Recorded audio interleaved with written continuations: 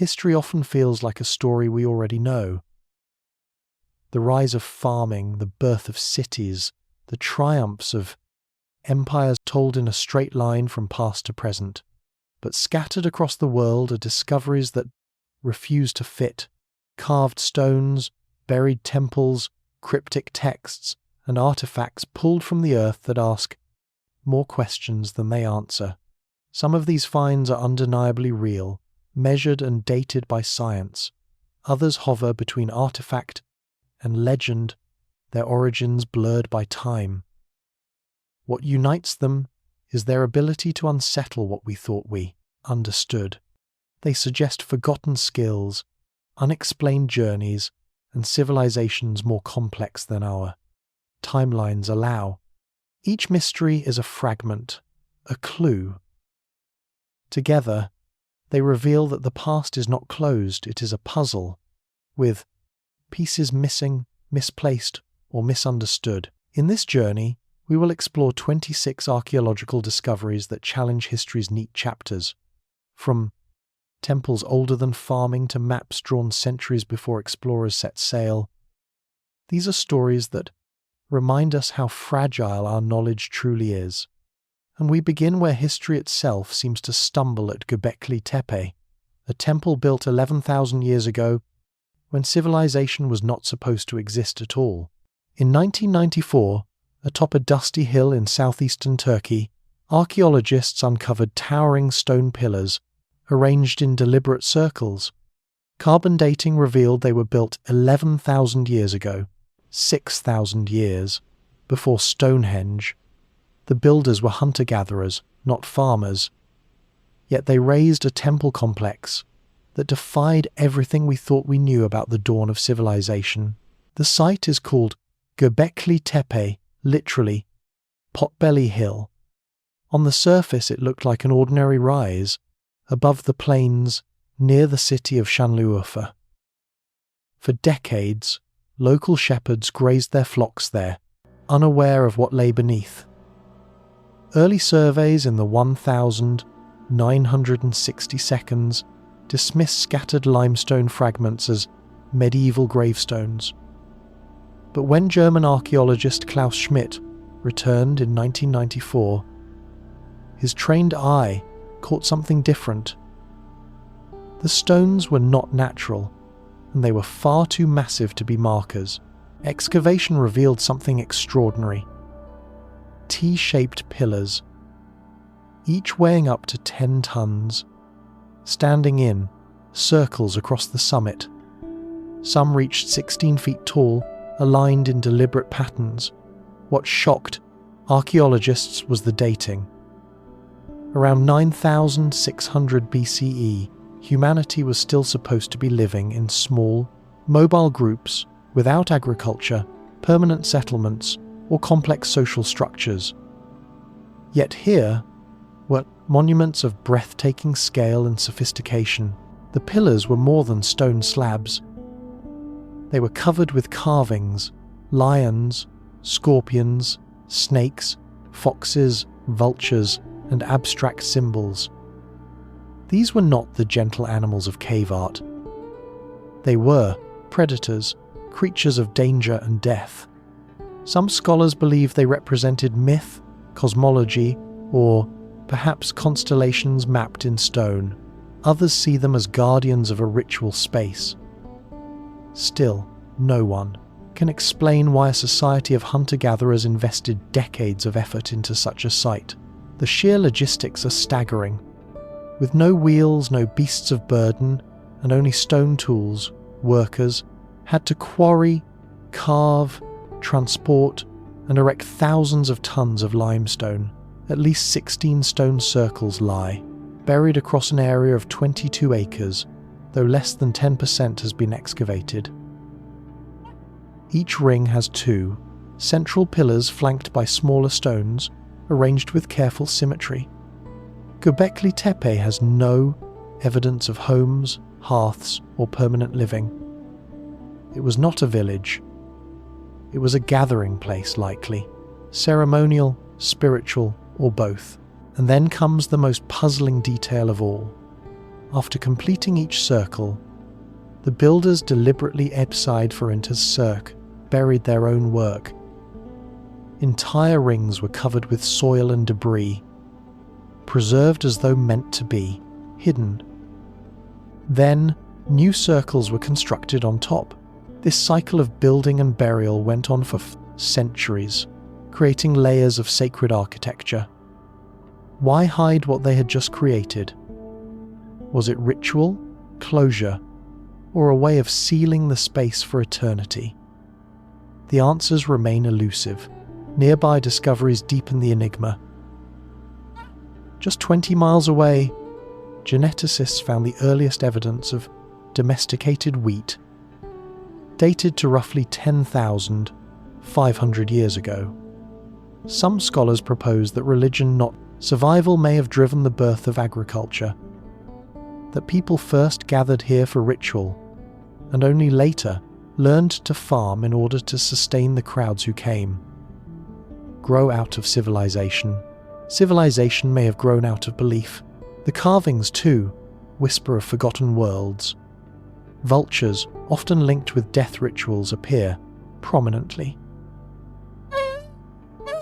Some researchers suggest Göbekli Tepe was a center for ancestor worship, where bodies were left exposed to birds before burial. Others argue the pillars encode astronomy. The so-called vulture stone, for example, may depict a comet strike that coincides with the onset of the Younger Dryas, a sudden cooling around 10,800 BCE. Even natural disaster has entered the story. The 2023 earthquakes in Turkey revealed how some structures were engineered to withstand seismic forces.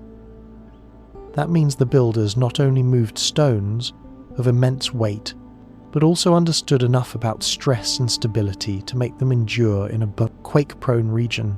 And yet, perhaps the greatest mystery is not what was found, but what is missing. There are no written records, no clues about the rituals performed, no indication why the site was eventually abandoned and sealed beneath layers of earth. Klaus Schmidt once said, Göbekli Tepe was the cathedral on a hill for people who had no villages, no crops, no cities, just the will to carve their myths into stone. Today, standing among those pillars, the silence is heavy. The wind moves across the plains, and the stones cast long shadows. They were raised by hands like ours, but belonging to minds we no longer understand. What drove them to build so vast, so early, and then to bury it all? One thing is clear.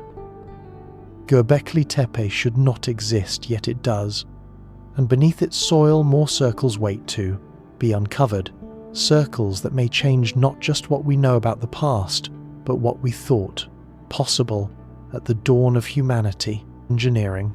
Rising 481 feet and built from 2.3 million stone blocks, the Great Pyramid of Giza is a riddle of precision. Its sides differ by less than 2 inches, its chambers align with the stars, and modern scans have revealed hidden voids. But how Bronze Age tools managed to cut, lift and set stones weighing up to 70 tons remains one of archaeology's most enduring mysteries. For 4,500 years, the Great Pyramid has stood as both a tomb and an enigma. Around 2560 BCE, it was the tallest man-made structure in the world until medieval cathedrals surpassed it. Yet the means of construction remain frustratingly unclear. The Egyptians had copper chisels, ropes, and sledges, but no wheels, no steel, and no cranes. The precision is extraordinary. The base covers 13 acres, aligned almost perfectly with the cardinal directions. The joints between blocks are so tight that a sheet of paper cannot slip through. Inside, King's Chamber is roofed by granite beams weighing up to 70 tons, quarried 500 miles away in Aswan, and somehow raised to a height of more than 150 feet.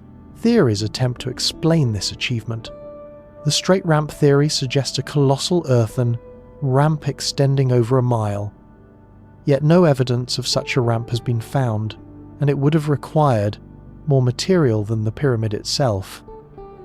The spiral ramp theory proposes a corkscrew path, wrapping around the pyramid's exterior. But how would workers turn multi-ton blocks at sharp corners without advanced tools? More recently, internal ramp theories have gained ground. Ground-penetrating scans reveal cavities that could be remnants of tunnels within the pyramid itself. A 100-foot void discovered in 2017 above the Grand Gallery seems to support the idea. Perhaps the pyramid holds not just chambers but hidden pathways, the very engineering solution used to raise it. Other suggestions are more radical. Some argue water from the Nile was harnessed, floating stones, partway into position. Others point to astronomical alignments, noting that shafts from the king's chamber aim toward Orion's belt and Sirius, symbols of rebirth in Egyptian religion. Symbolic, the design encodes advanced knowledge of mathematics and the heavens, yet mystery lingers. The workforce is estimated at 20,000 to 30,000 labourers, supported by bakeries, breweries, and medical facilities. Archaeological evidence suggests these were skilled workers rather than slaves.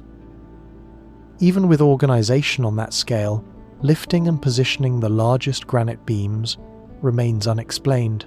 And now, modern technology deepens the puzzle.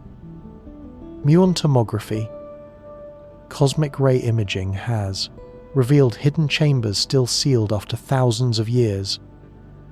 Their purpose remains unknown. Were they structural, ceremonial, or something else? The answers lie buried inside, tantalizingly close but unreachable. Standing before the pyramid today, its immense mass still radiates a quiet power. Wind sweeps the plateau, the desert sun paints its angles, and questions that have endured for millennia hang in the pan.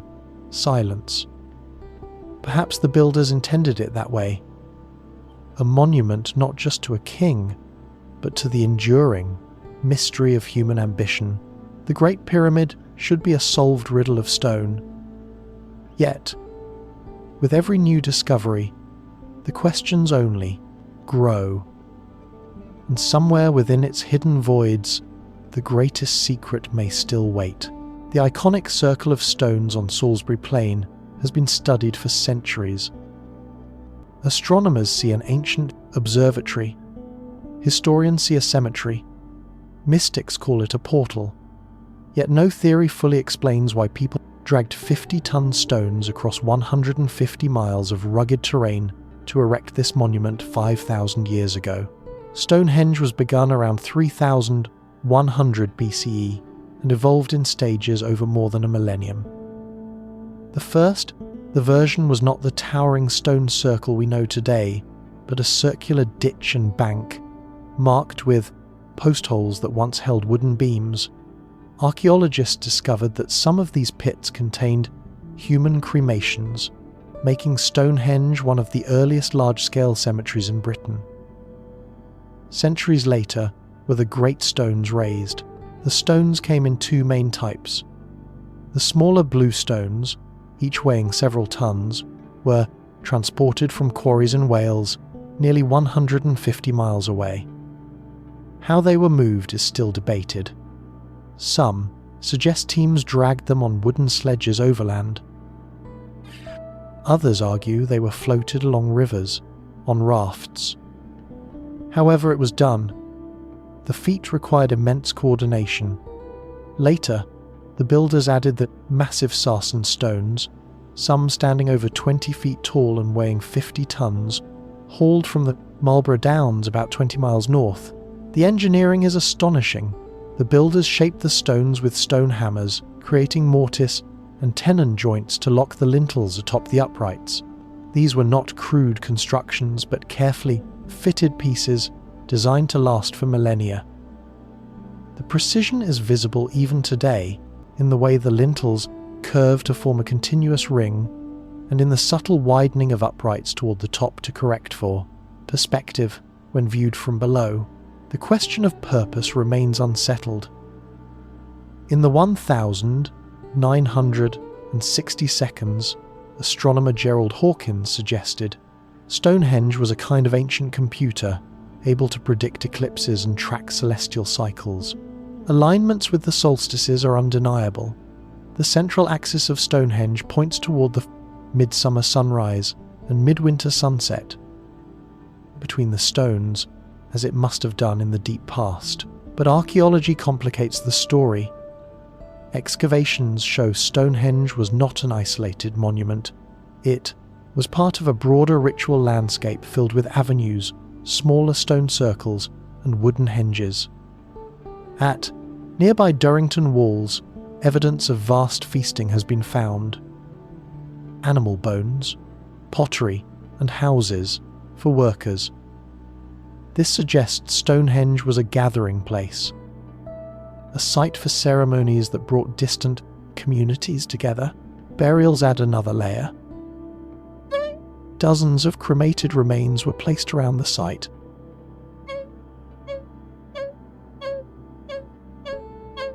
And isotope, the analysis of teeth shows some individuals were not local.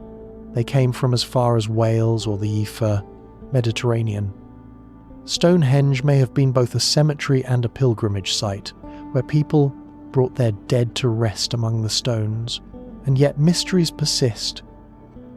Why were the bluestones transported such a vast distance when suitable rock was available nearby? Why did the builders invest generations of labour in a monument whose meaning seems to shift with each new discovery? Some researchers believe the bluestones were thought to have healing powers. Others suggest the movement of stones itself, the long journeys, the collective labour, was the ritual, not just the finished circle. Modern science continues to peel back layers.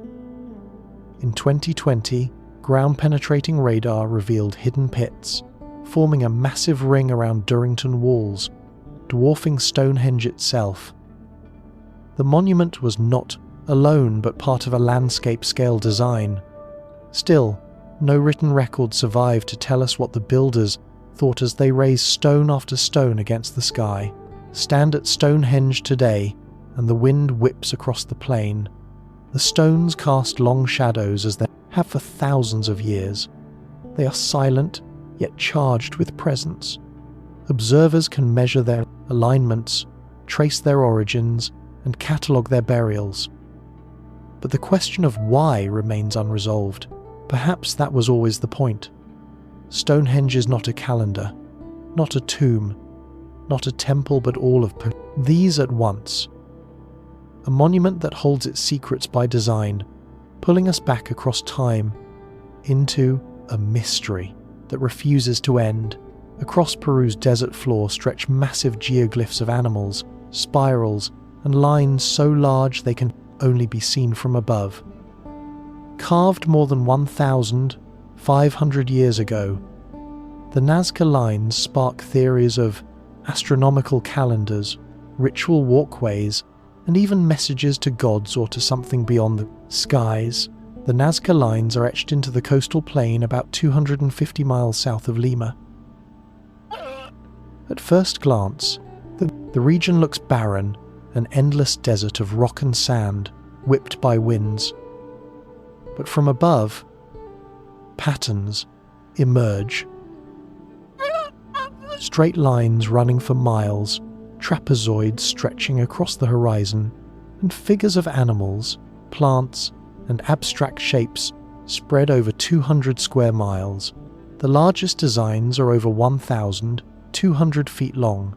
They were created by scraping away the top layer of reddish stones to reveal the pale soil beneath, a technique simple in method but monumental in scale. Discovered by modern eyes in the 1,920 seconds, when planes first flew over the region, the geoglyphs quickly became one of archaeology's most enduring puzzles. Why would a culture with no ability to fly invest generations of effort into drawings that can only be appreciated from the sky.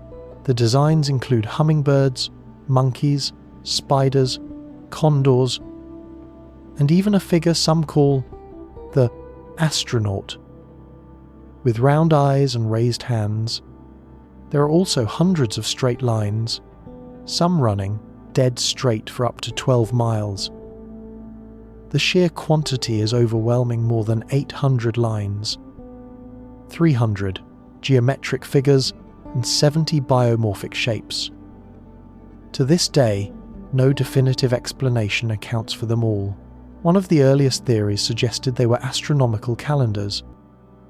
In the 1,940 seconds, researcher Paul Kosok noticed that some lines align with the solstices, marking the rising or setting of the sun at key times of the year.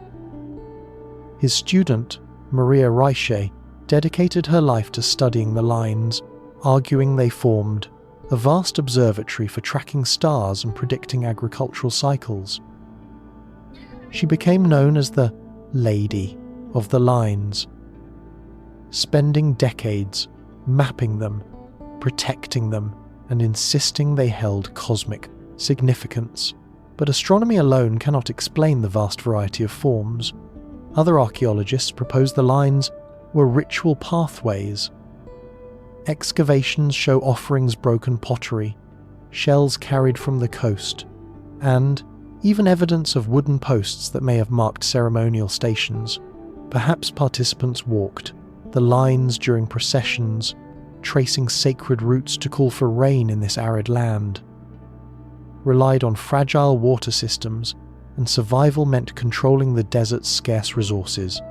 The geoglyphs may have been prayers carved into the earth itself. More controversial theories look beyond the human realm. Because the figures can only be fully seen from above, some suggest they were meant for deities watching from the sky or for something else. Erich von Däniken's ancient astronaut hypothesis, though widely criticized, captured public imagination by suggesting the lines were landing strips for visitors from beyond. An idea, its popularity shows how mysterious the Nazca lines remain. Even in the age of satellites and drones, modern science continues to reveal new layers. High-resolution imaging has identified hundreds of previously unknown figures, including cats, fish, and humanoid forms hidden beneath centuries of cret and erosion. In 2018, archaeologists using drones found more than 50 new geoglyphs, many older than the Nazca culture itself, dating back to the earlier Paracas people.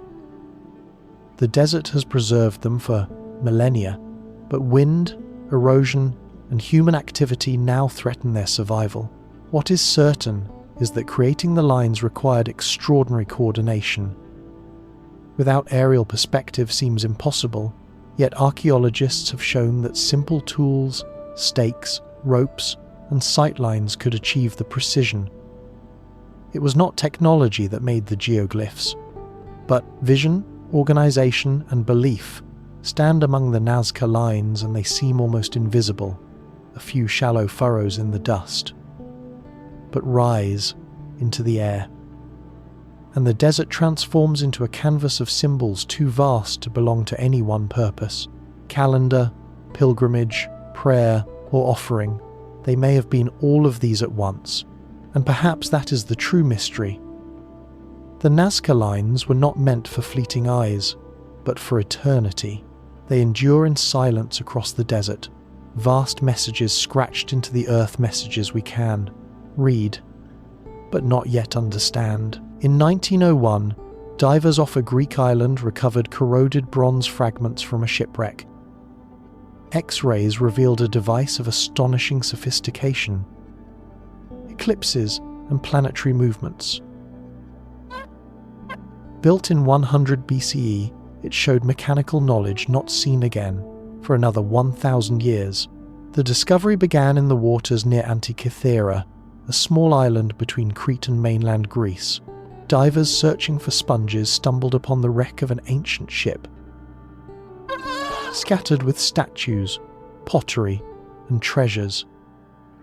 Among the cargo was a lump of bronze and wood, so corroded that at first it seemed like nothing more than scrap. Only decades later would scholars realize it was the most advanced mechanical device of the ancient world. The mechanism contained more than 30 bronze gears, each cut with a precision that rivaled modern clockwork.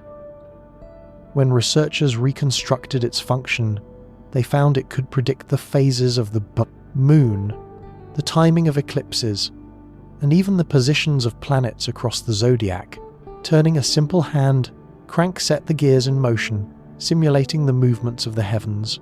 In essence, it was an ancient computer, one that condensed the cosmos into a box small enough to hold in two hands.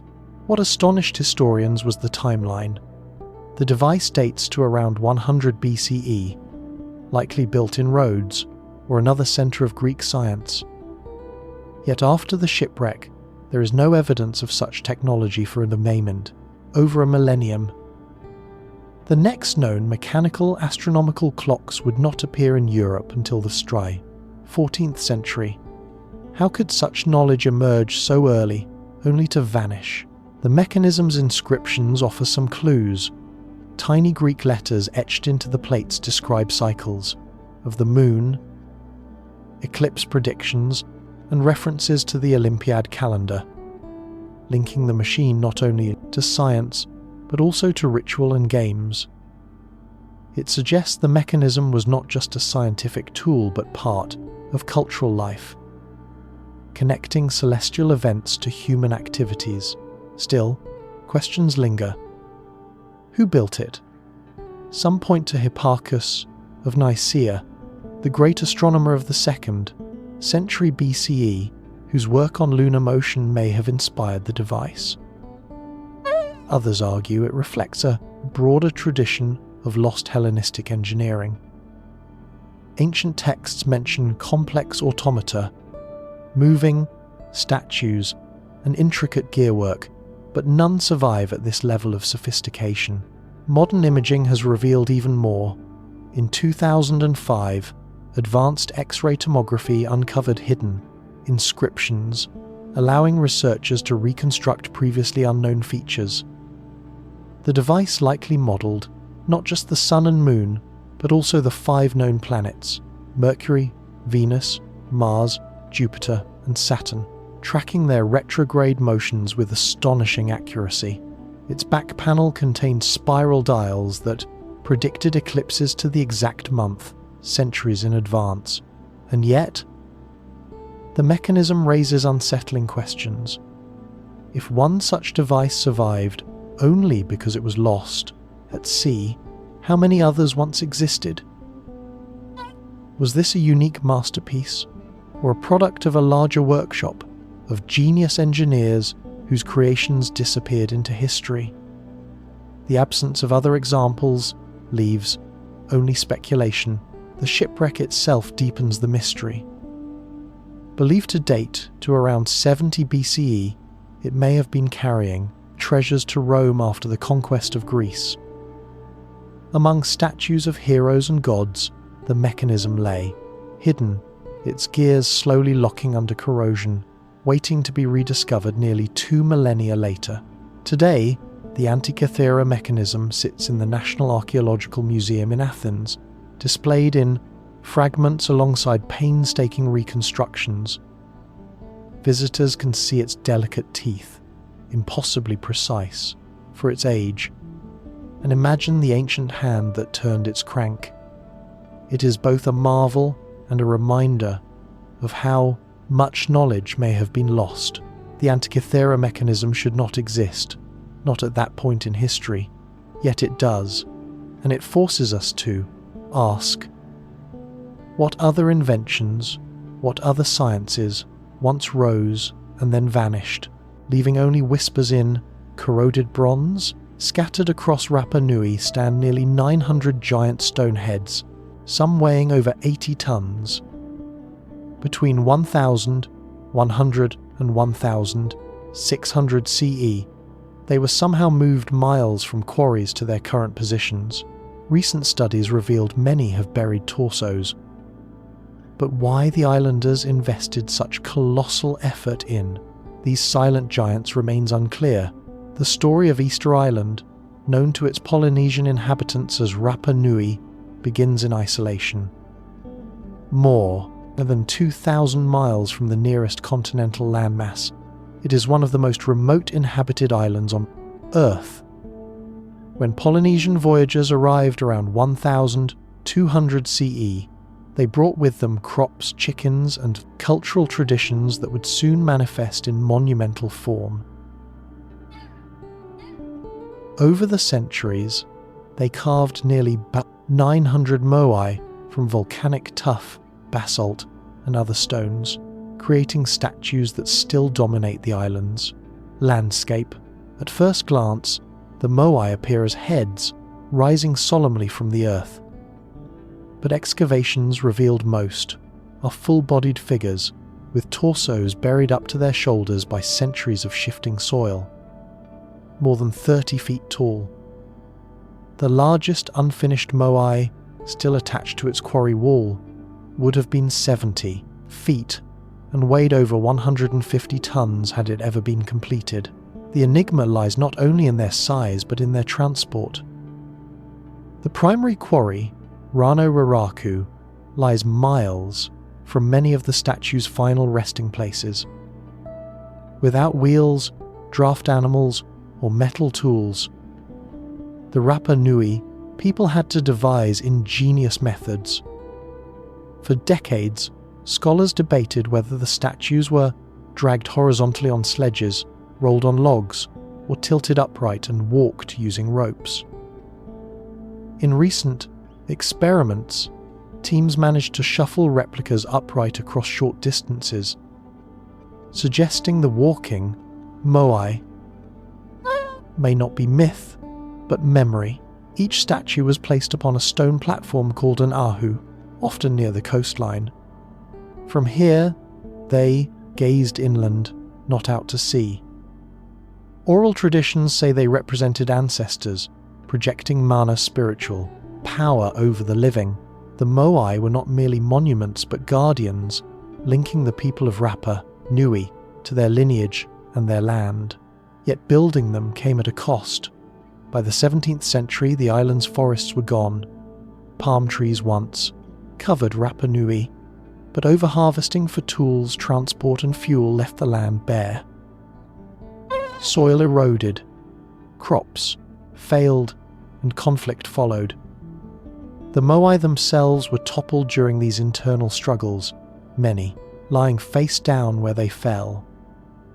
When Europeans arrived in 1722, the society they encountered was already fractured, its monuments silent.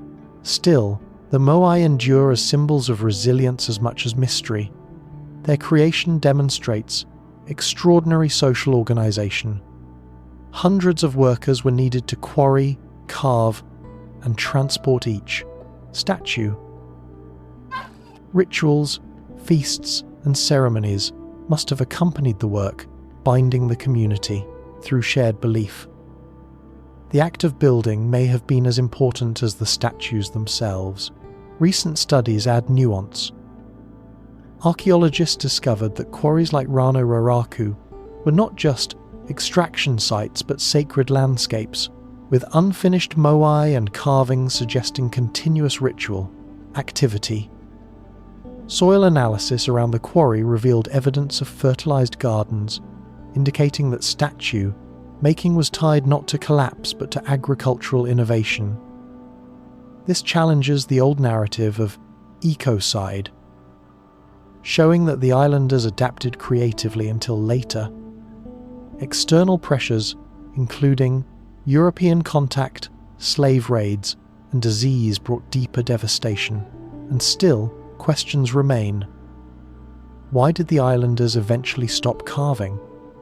Was it resource scarcity, cultural change, or the collapse of the moai cult itself? Why are some statues left half-finished, frozen in time as if abandoned mid-ritual? Walk among the moai today, and the silence is heavy. Their faces, weathered but unbroken, look inward, across the green hills of Rapa Nui. They are ancestors and enigmas guardians, and puzzles. We can measure their height, weigh their stone, and trace their quarry paths. But the deeper why of the Moai, the reason for such colossal devotion, remains hidden within the culture that raised them. The Moai stand not just as monuments of stone, but as reminders of mystery, and until their silence is broken, Rapa Nui's giants will continue to stare across the island, eternal witnesses to secrets we may never fully know. Off the coast of Yonaguni, Japan, divers in 1986 stumbled upon vast stone terraces, steps, and platforms, submerged beneath the waves. Some insist it is a natural formation. Others argue it is the sunken remnant of an ancient civilization, lost perhaps 10,000 years ago, when sea levels rose at the end of the Bird Ice Age. The discovery was made by a local diver exploring waters near Yonaguni, the westernmost of Japan's islands. At a depth of about 25 meters, he found what looked like the edge of a massive staircase carved into the seabed. News spread quickly, drawing marine geologists, archaeologists, and adventurers to examine the site. What they saw was startling. Stone blocks stacked like terraces, flat surfaces resembling plazas, and broad steps leading up and down like ceremonial stairways. The so-called Yonaguni monument stretches nearly 150 meters in length and rises over 25 meters high. Its most striking feature is a stepped pyramid shape, with sharp angles and straight lines that seem too precise to be the work of nature. Other formations nearby resemble roads, platforms, and even what some claim are sculptures, one shaped like a human face, another like an animal figure. For those who argue human origins, the case seems compelling. The monument's terraces look like architecture, carefully cut and aligned. Complex built thousands of years ago, later swallowed by rising seas when glaciers melted at the end of Complex, the last ice age, around 10,000 years ago. If true, it would push the timeline of advanced architecture far earlier than current history allows, but skeptics caution against quick conclusions. Japan's seabed is made of sandstone, a rock type prone to fracturing along natural joints. Earthquakes and wave erosion can split and polish these fractures into straight edges, creating patterns that mimic human design. According to this view, the Yonaguni structures are striking but natural, the product of geology rather than lost civilization. The debate has raged for decades. Professor Masaaki Kimura, a Japanese marine geologist, became the site's most vocal advocate for human involvement. After years of dives and surveys, he argued the monument included roads, stairways, and even writing-like markings on the stone. Once part of a city that sank 2,000 to 3,000 years ago, Marx is ambiguous at best, and no artifacts, pottery, tools, or bones have been recovered to prove human construction. Adding to the intrigue, Yonaguni sits in a region rich with folklore. Legends from the Ryukyu Islands speak of kingdoms lost beneath the sea, destroyed in great floods. Some link these tales to the global, the memory of rising seas after the Ice Age, when coastlines everywhere were redrawn. Monument fits too neatly into such stories to be dismissed outright. Modern technology has mapped the site in detail, but answers remain elusive. Sonar imaging shows large geometric patterns, but whether they are carved or natural remains open to interpretation. Divers who visit often describe an uncanny atmosphere, swimming among giant stone steps that feel like the dough, ruins of a drowned temple, surrounded by silence except for the hum of the sea. If Yonaguni is natural, it is one of the most remarkable natural formations on Earth. If it is human, then it rewrites the story of civilization, suggesting advanced societies rose and fell long before recorded history. Either way, It sits at the boundary between geology and archaeology, a place where certainty dissolves in the deep. Even today, waves crash above Yonaguni, while currents sweep across its terraces. The monument remains hidden to all but those who dive beneath the surface. Whether a natural wonder or the remnant of a forgotten world, it continues to whisper of mysteries still waiting beneath the sea. In 1938, clay jars dating back 2,000 years were unearthed near Baghdad. Each contained a copper, cylinder, and iron rod. When filled with vinegar, the jars produced small electrical charges. Were they ancient batteries, or simply storage jars repurposed for rituals? The truth remains contested. The discovery was made at Kujat Rabua, a village just outside Baghdad. Workers clearing earth for a banat. A new railway uncovered a small terracotta jar about 6 inches tall, sealed with asphalt, and at its centre an iron rod. At first, the find was catalogued without much fanfare, but when German archaeologist Wilhelm Koenig examined the pieces, he proposed something extraordinary. The jar was a galvanic cell, a primitive battery built long before modern electricity was born. Understood. The theory gained attention in the 1940 seconds,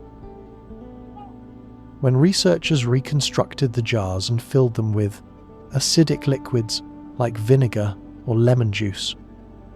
The results were surprising.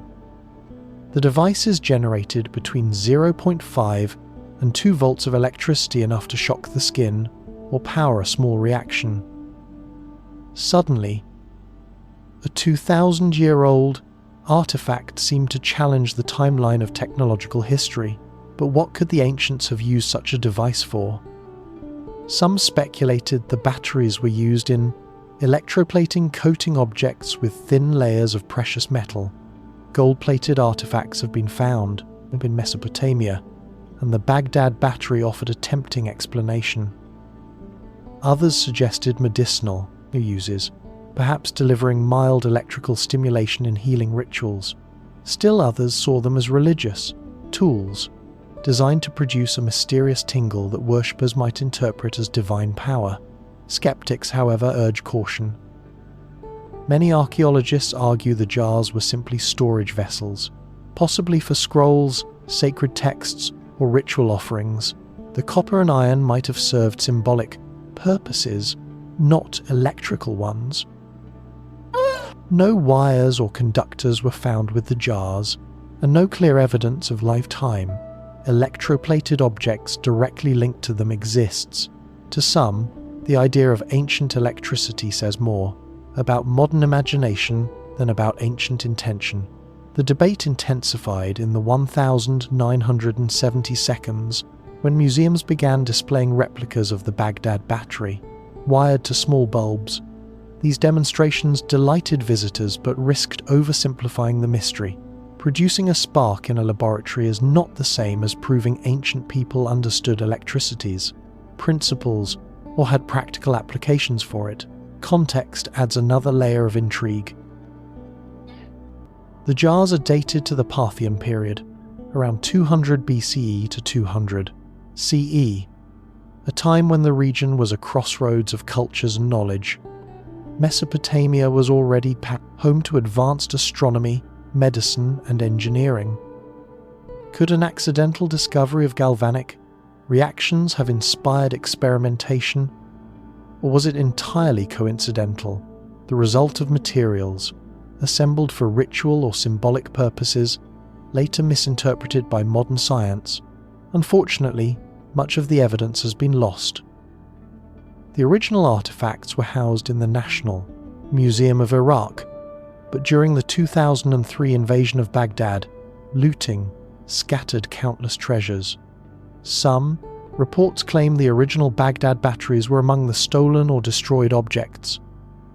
Today are only fragments, drawings, and replicas, leaving the mystery harder than ever to resolve. Still, the allure persists. The Baghdad battery stands at the intersection of possibility and doubt. If it was truly a battery. It means people in the ancient world were experimenting with electricity 2 millennia before Benjamin Franklin flew his kite. If not, it remains a reminder of how easily we can project our modern science onto the past, reshaping artifacts into what we want them to be. Perhaps the truth lies somewhere in between. Maybe the jars were not batteries in our sense, but they revealed effects, shocks, tingles, reactions that were harnessed in ritual or craft. For the people who held them, the small spark might not have been science, but something sacred, and that is what makes the Baghdad battery so compelling. It is both ordinary and extraordinary, a clay jar that might hold nothing more than a mundane purpose or a forgotten key to ancient innovation.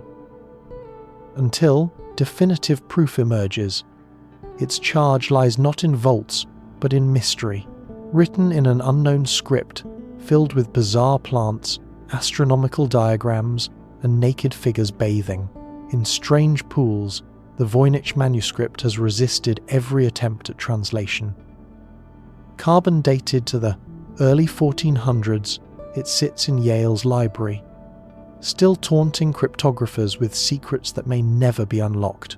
The story of the manuscript begins not in the Middle Ages, but in 1912, when a rare book dealer named Wilfrid Voynich purchased a collection of old volumes from a Jesuit library in Italy. Among them was a book unlike anything he had ever seen. Vellum pages filled with writing in an unknown alphabet, alongside illustrations that defied classification. It quickly became known as the Voynich manuscript, named for the man who brought it to light. The book is small enough to hold in one hand, about 6 by 9 inches, but contains over 240 pages of dense, careful script. Its alphabet is unique, with characters that resemble a blend of Latin, Arabic, and invented forms, yet match no known language. The text flows smoothly, as though written with ease, suggesting the author was fluent in the code. But despite more than a century of effort, no one has deciphered a single page with certainty. The illustrations only deepen the mystery. Many pages show plants, yet none match real species. Some appear to be composites, with leaves, roots, and flowers borrowed from different plants and combined into something entirely new.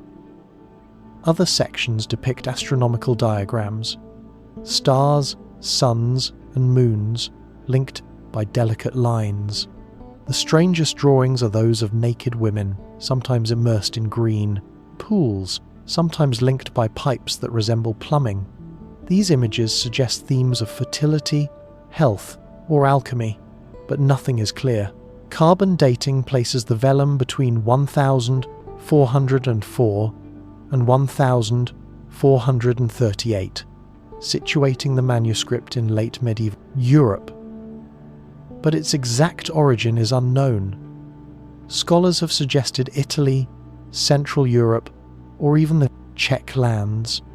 Ownership records hint it once passed through the hands of Emperor Rudolf II in Prague, who was fascinated by alchemy and paid dearly for unusual books. After centuries in private collections, it finally arrived at Yale University's Beinecke Rare Book and Manuscript Library, where it resides today. Over the years, countless experts have tried to break its code. Cryptographers during both world wars, skilled in breaking enemy ciphers, failed to make sense of it. Modern computer analysis shows the text has patterns consistent with real languages, repetition, structure, and word-like formations. But no known linguistic system matches. Some argue it may be a lost language. Others suspect it is an elaborate hoax crafted to deceive wealthy collectors. Yet even the hoax theory has problems. The manuscript is too consistent, too detailed to be random gibberish. Its writing follows linguistic rules of frequency and rhythm. Hoaxes typically reveal flaws under scrutiny The Voynich text, instead, grows stranger the deeper it is studied. Theories abound. Some claim it is an alchemical textbook, recording recipes for transformation in symbolic form. Others see it as a medical compendium, its plants and baths linked to herbal cures. A few argue it encodes esoteric knowledge, hidden deliberately from outsiders. Still others entertain the possibility of an invented language, meaningful only within a small circle that has long since vanished. Despite modern tools, high-resolution scans, AI pattern analysis, and linguistic modelling, the manuscript remains unreadable. Each breakthrough claim, from supposed Latin translations to fantastical theories of extraterrestrial authorship, has fallen apart under review. The mystery endures not because it resists easy answers, but because it seems designed to. Today, anyone can access digital scans of the Voynich manuscript online, turning its pages virtually as scholars once did by hand. Yet its secrets remain locked, its strange alphabet flowing across the parlour, parchment like whispers from another world. Perhaps the truth is simple. It is a book we were never meant to read. Or perhaps, one day, someone will find the key that unlocks its meaning. Until then, the Voynich manuscript remains what it has always been, an unreadable book that continues to speak, not in words, but in mystery. Carved from single basalt boulders, each head stands up to 11 feet tall and weighs 40 tons. Created by the Olmec civilization around 1200 BCE. Their stern expressions and distinct features remain unexplained. Were they rulers, warriors, or something more symbolic entirely? The Olmec were one of the earliest complex societies in Mesoamerica, flourishing along the Gulf Coast of Mexico between 1500 and 400 BCE. They are often called the mother culture of later civilizations like the Maya and Aztec. Yet much of their story remains hidden. Unlike the Great Pyramids of Giza or the carved glyphs of the Maya, the Olmec left few written records. Instead, their legacy endures in massive stone sculptures, the most enigmatic of which are the colossal heads. 17 of these monumental faces have been discovered across sites such as San Lorenzo, Venta, and Tres Zapotes.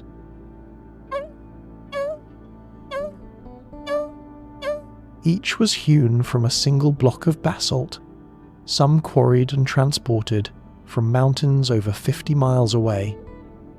The sheer logistics are astonishing. Without metal tools or the wheel, the Olmec managed to cut, move, and erect boulders weighing tens of tons. Archaeologists still debate exactly how they did it, but most agree it required immense labour, organisation, and social will. The heads themselves are striking. Each bears a unique face, broad noses, thick lips, and intense eyes that seem to gaze past the viewer. Some wear what appear to be helmets, leading to speculation that they depict warriors or players of the sacred Mesoamerican ball game. Others interpret them as portraits of rulers, their images immortalized in stone to project authority and divine power. What makes the heads even more mysterious is their individuality. Unlike many ancient cultures that carved, idealized, or uniform features, the Olmec colossal heads show distinct characteristics, as though they were meant to represent specific people. Could they be likenesses of kings, generals, or revered ancestors? If so, they are among the earliest true portraits in world history. The effort involved in creating them suggests they carried profound meaning. Moving a 40-ton boulder from a distant quarry required hundreds of workers and weeks of effort. Carving the stone with stone, tools would have taken months more. Such projects could only have been commissioned by leaders with great power, implying that the heads were political as well as spiritual symbols. Yet some features defy easy interpretation. The helmets, for example, vary in style and decoration. Some bear bands and patterns that may have signified rank, clan, or ritual role. Others show damage or deliberate burial. At San Lorenzo, several heads were found toppled or recarved into new shapes, as though later generations sought to erase or transform their meaning. This suggests the heads were not static monuments but part of a living tradition, subject to changing beliefs and power struggles. Alternative theories push further. Some see the faces as representations of gods rather than humans, embodiments of natural forces or celestial beings. Others, more speculative, note the unusual features and suggest connections to cultures far beyond Mesoamerica. While mainstream archaeology finds no evidence for such diffusion, the idea persists in popular imagination, adding to the aura of the unknown. Modern analysis provides tantalizing details. Microscopic study of tool marks confirms the heads were shaped with stone hammers and abrasives, proving the Olmec's skill and patience. Residues of pigment suggest they were once brightly painted, their stern faces vivid in red, black, and white. Seen in the original state, they would have been even more imposing than the weathered stones we see today. Stand before a colossal head, and it is easy to feel its presence. The scale alone commands attention, but the expressions carry something deeper: dignity, intensity, even personality. They are more than stone. They are silent witnesses, carrying the identity of a people who left no written history, but carved their leaders, their myths, and perhaps their gods into the earth itself. The Olmec colossal heads remain among archaeology's most haunting enigmas, whether rulers, warriors, or deities. They remind us that power, belief, and memory can endure not only in words but in stone faces from another world, staring at us across 3,000 years. Conventional dating places the Great Sphinx at 2,500 BCE. But water erosion patterns suggest it could be thousands of years older, built in an era when the Sahara was lush with rain. If true, it would mean the Sphinx predates Egyptian civilization itself. The Great Sphinx is the largest monolithic statue in the world. Carved from the limestone bedrock of the Blonchau, Giza Plateau. It stretches 240 feet in length and rises 66 feet high, its human face framed by the iconic Nemes headdress of pharaohs. Most Egyptologists believe it was built during the reign of Pharaoh Khafre, whose pyramid rises just behind it. In this view, the Sphinx is both a guardian and a symbol of royal power, gazing eternally east toward the rising Sunday. But from the beginning, the Sphinx has resisted easy answers. Unlike the pyramids, no inscriptions identify its builder. No ancient texts record its construction. Even its face, badly eroded over the millennia, has been the subject of debate. Was it modelled after Khafre, another pharaoh, or someone far earlier? The greatest challenge to the conventional dating came in the 1,990 seconds, when geologist Robert Schoch examined the erosion on the Sphinx's body. He argued that the deep vertical fissures were not caused by wind and sand, but by heavy rainfall. Yet the Giza Plateau has been arid for the last 5,000 years. If the Sphinx shows signs of rain, erosion, it must date to an earlier period, perhaps 7,000 or even 9,000 years ago, when the Sahara was still a savanna of rivers and grasslands. This radical proposal ignited fierce debate. Mainstream Egyptologists countered that the fissures could be explained by other processes, such as groundwater or natural weathering. Sphinx thousands of years before, Khafre would mean an advanced culture capable of monumental architecture existed in Egypt long before recorded history.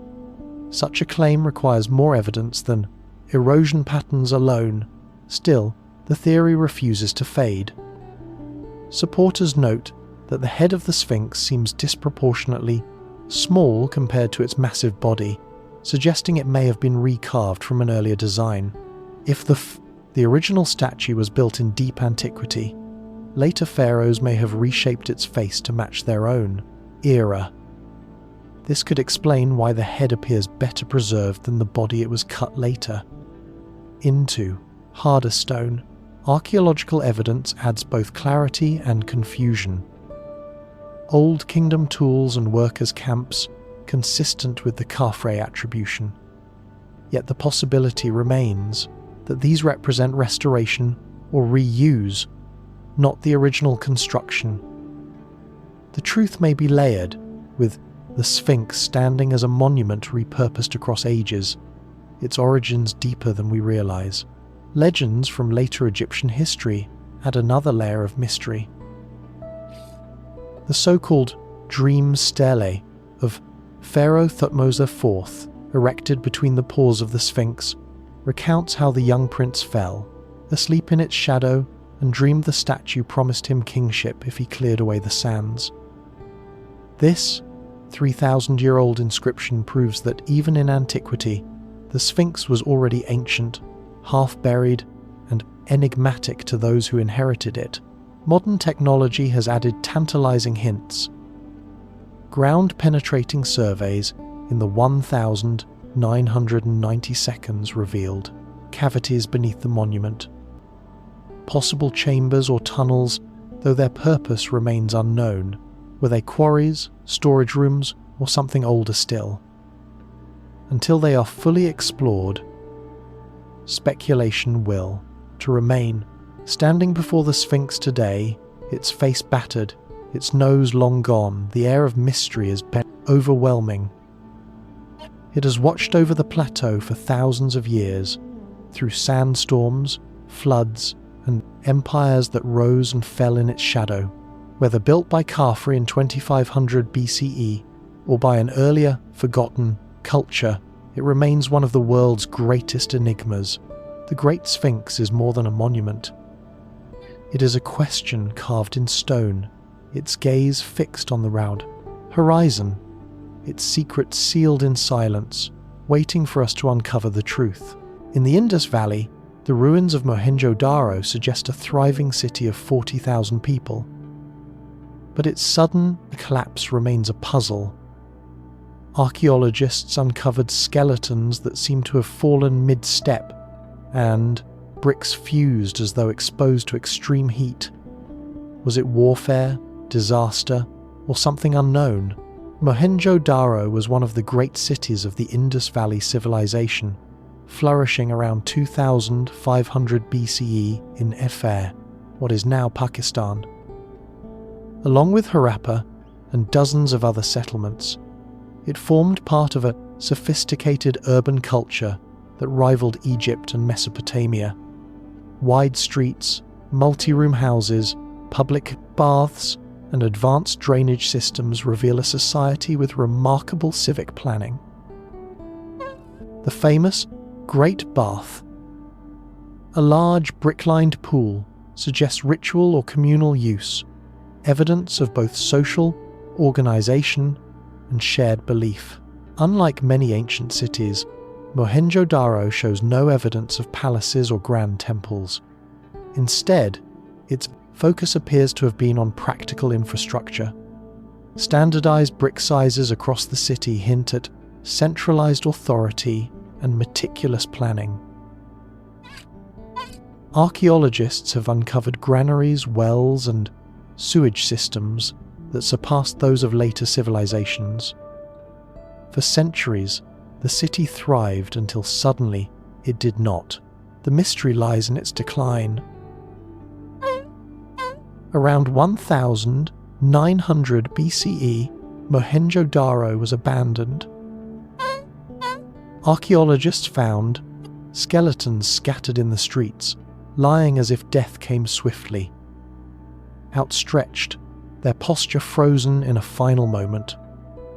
Catastrophe that gave little warning. Even stranger was the evidence of extreme heat. Certain bricks appeared vitrified, fused together as though exposed to temperatures far beyond ordinary fires. To some early researchers, this suggested an intense, city-wide event. Theories multiplied. Some proposed a massive flood from the Indus River, others a devastating earthquake that destabilized the settlement. More speculative voices suggested ancient warfare involving weapons of unimaginable power. In the mid-20th century, fringe writers claimed Mohenjo-Daro bore evidence of a prehistoric nuclear blast.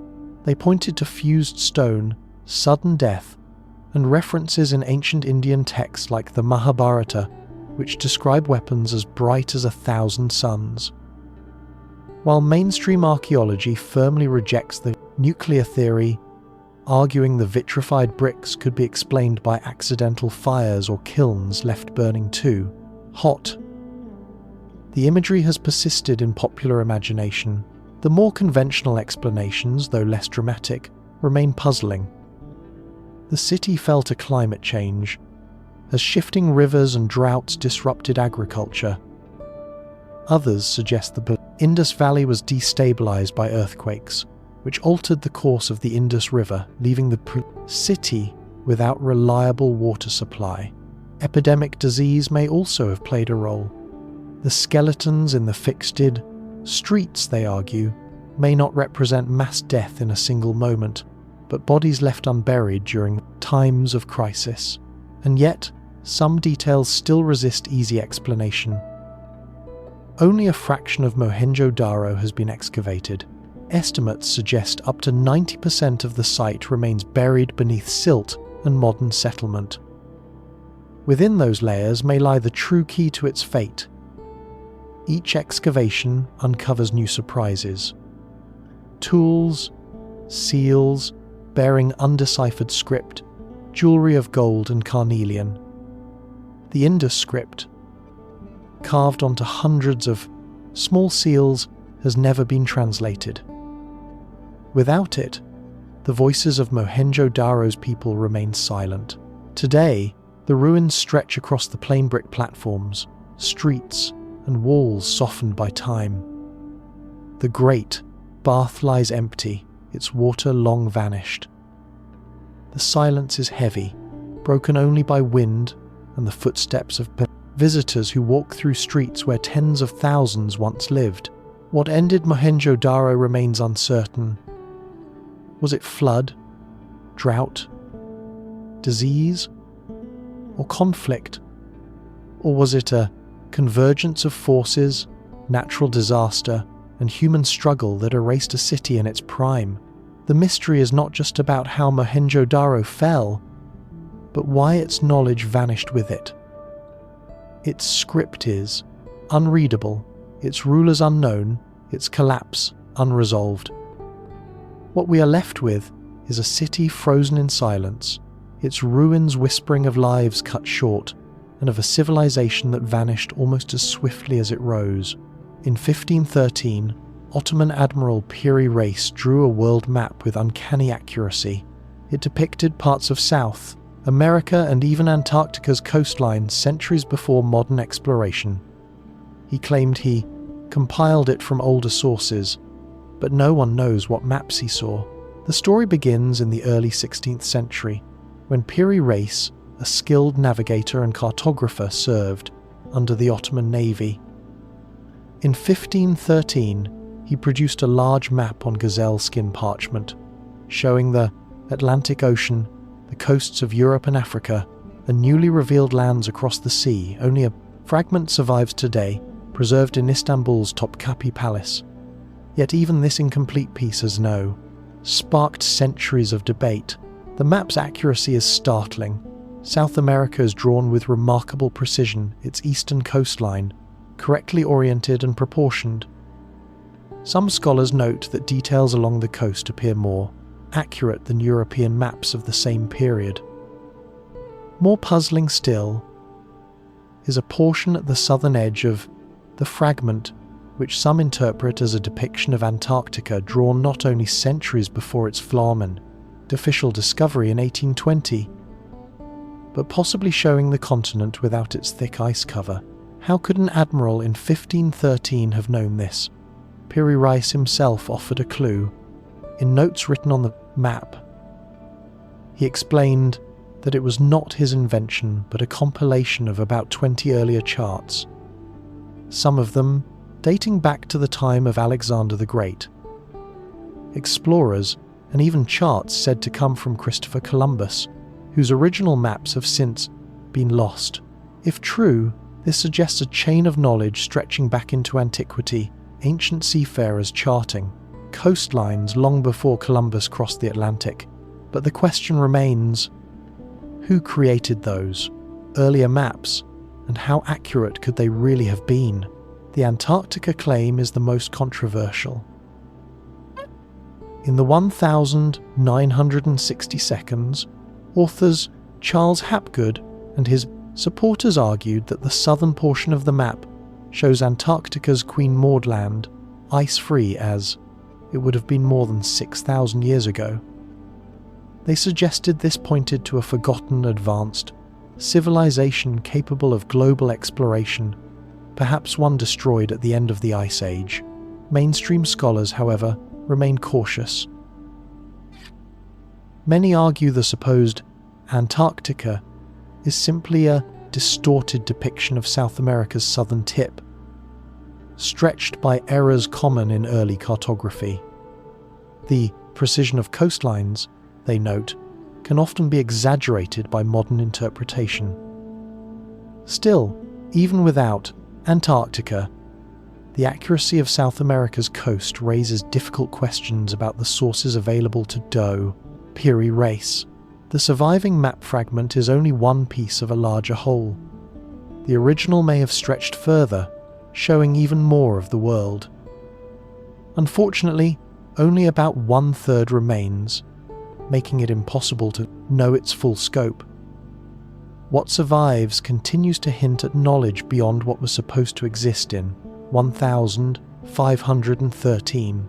Adding to the mystery, no one has ever located the older charts Piri Reis claimed to use. Were they lost in the chaos of empire and conquest? Or were they mythical documents meant to give authority to his work? Without them, we can only speculate about what he truly saw. Today, the map is displayed under careful preservation. Its faded ink and parchment hold both history and enigma, a snapshot of a moment when the known and unknown world collided. For some, it proves that ancient sailors travelled farther than we realise. For others, it is simply the product of keen observation, skillful compilation, and the exchange of information in a world just beginning to map itself. And yet, the unanswered questions linger. Did forgotten civilizations chart the world before history began, recording it, or did Piri Reis, through luck and fragments, piece together something greater than the sum of its parts? What survives is not just a map, but a puzzle, an artifact that refuses to fit neatly into our understanding of history. And until we know what sources Piri Reis drew from, the world he charted will remain half hidden, as though still waiting to be rediscovered. Discovered in a cave in Greece in 1959, the Petrolona skull appeared human, but radiocarbon analysis suggested it was 700,000 years old. If accurate, it would rewrite the timeline of human evolution in Europe. But disputes over dating continue to this day. The discovery was made in Petrolona Cave, near Thessaloniki in northern Greece.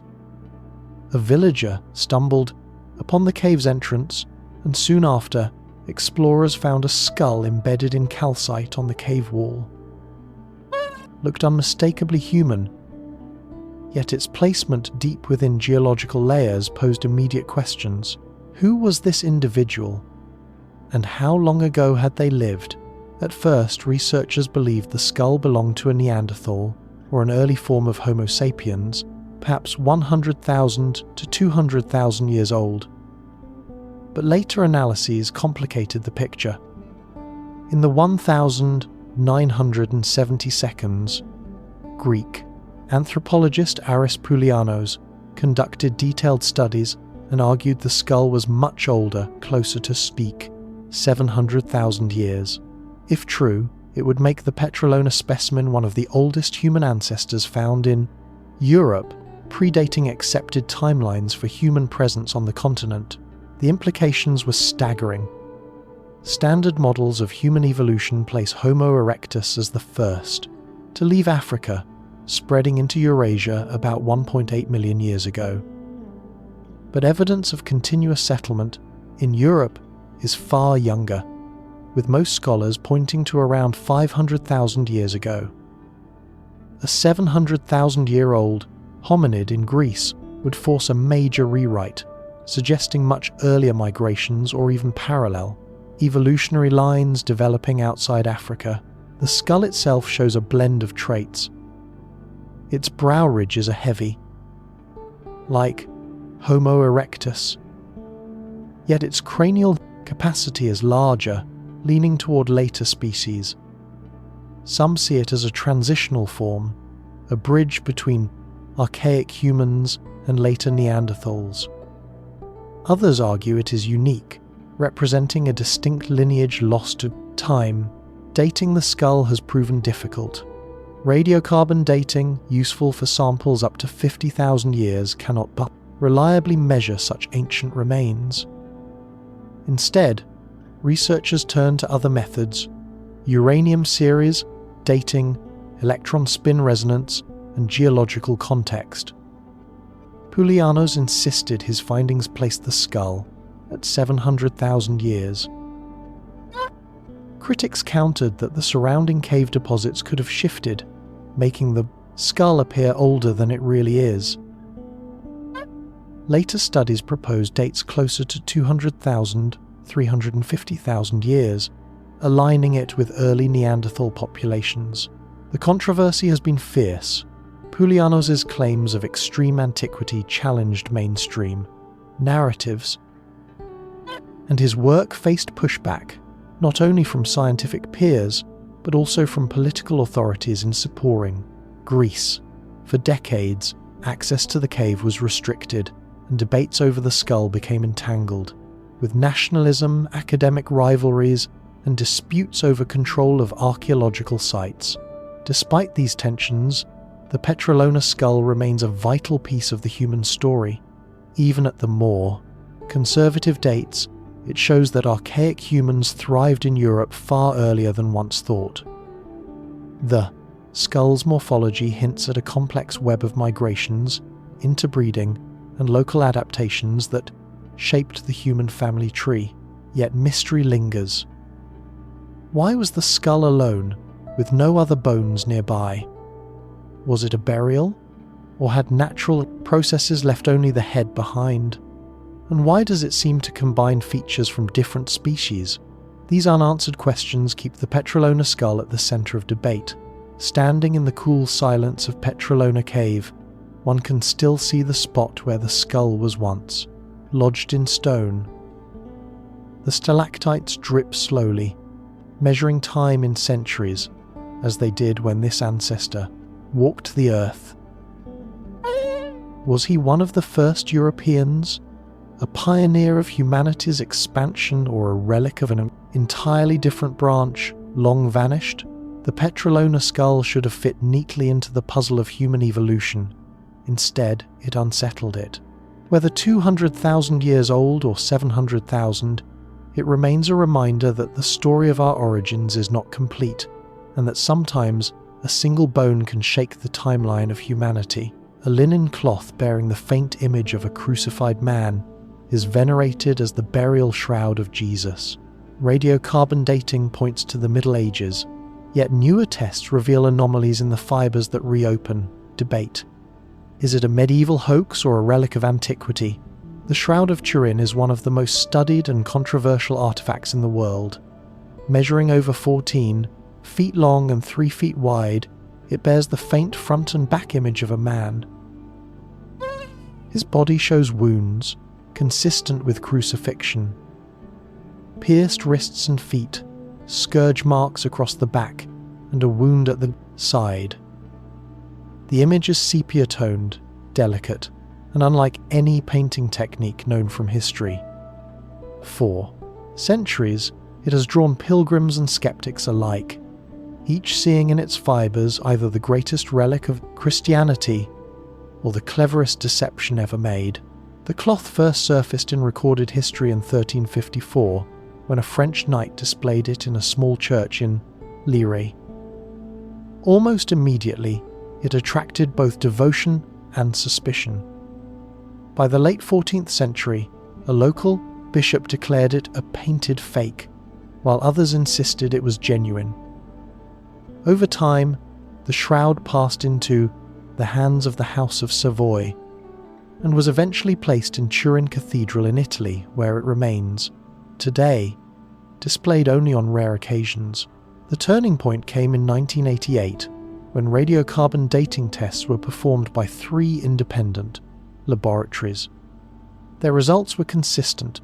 The cloth dated to between 1260 and 1390 CE. For many, this seemed decisive. The shroud was a medieval forgery, created at a time when Europe was filled with relics, both real and fraudulent, but the story did not end there. Critics of the radiocarbon tests argued that the samples may have been taken from a section contaminated by centuries of handling, repairs, and exposure to fire. In 1532, the shroud was badly damaged in a chapel blaze, leaving burn marks and water stains. Stitched and rewove sections of cloth, possibly introducing newer material into the tested area. If so, the radiocarbon date may not reflect the age of the original linen. Other scientific studies deepened the mystery. Microscopic analysis of pollen grains found on the shroud suggested origins in the Middle East, including species native to Jerusalem. Traces of blood.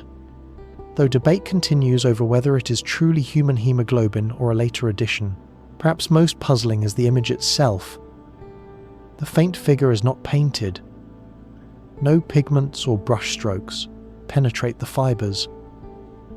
Instead, the image appears only on the outermost layers of the linen, as though lightly scorched by heat or radiation. Theories to explain the image range widely. Some suggest it was created by a primitive photographic technique, centuries before photography was invented. Others argue it may be the result of natural chemical reactions between bodily fluids and the linen. Believers propose it was formed in the moment of resurrection itself, an imprint of divine energy. Each explanation struggles with details the others cannot answer, leaving the mystery unresolved. For the faithful, the shroud remains an object of devotion, a tangible link to Christ's suffering. Skeptics, it is a masterpiece of medieval artistry, ingenious in its method but human in its origin. These poles lies the enduring enigma. The shroud does not yield certainty. Today, the Shroud of Turin is preserved in a climate-controlled case, rarely displayed to protect its fragile fabric. Pilgrims who see it in person describe a powerful presence, a sense that the cloth carries more than just fibres and stains.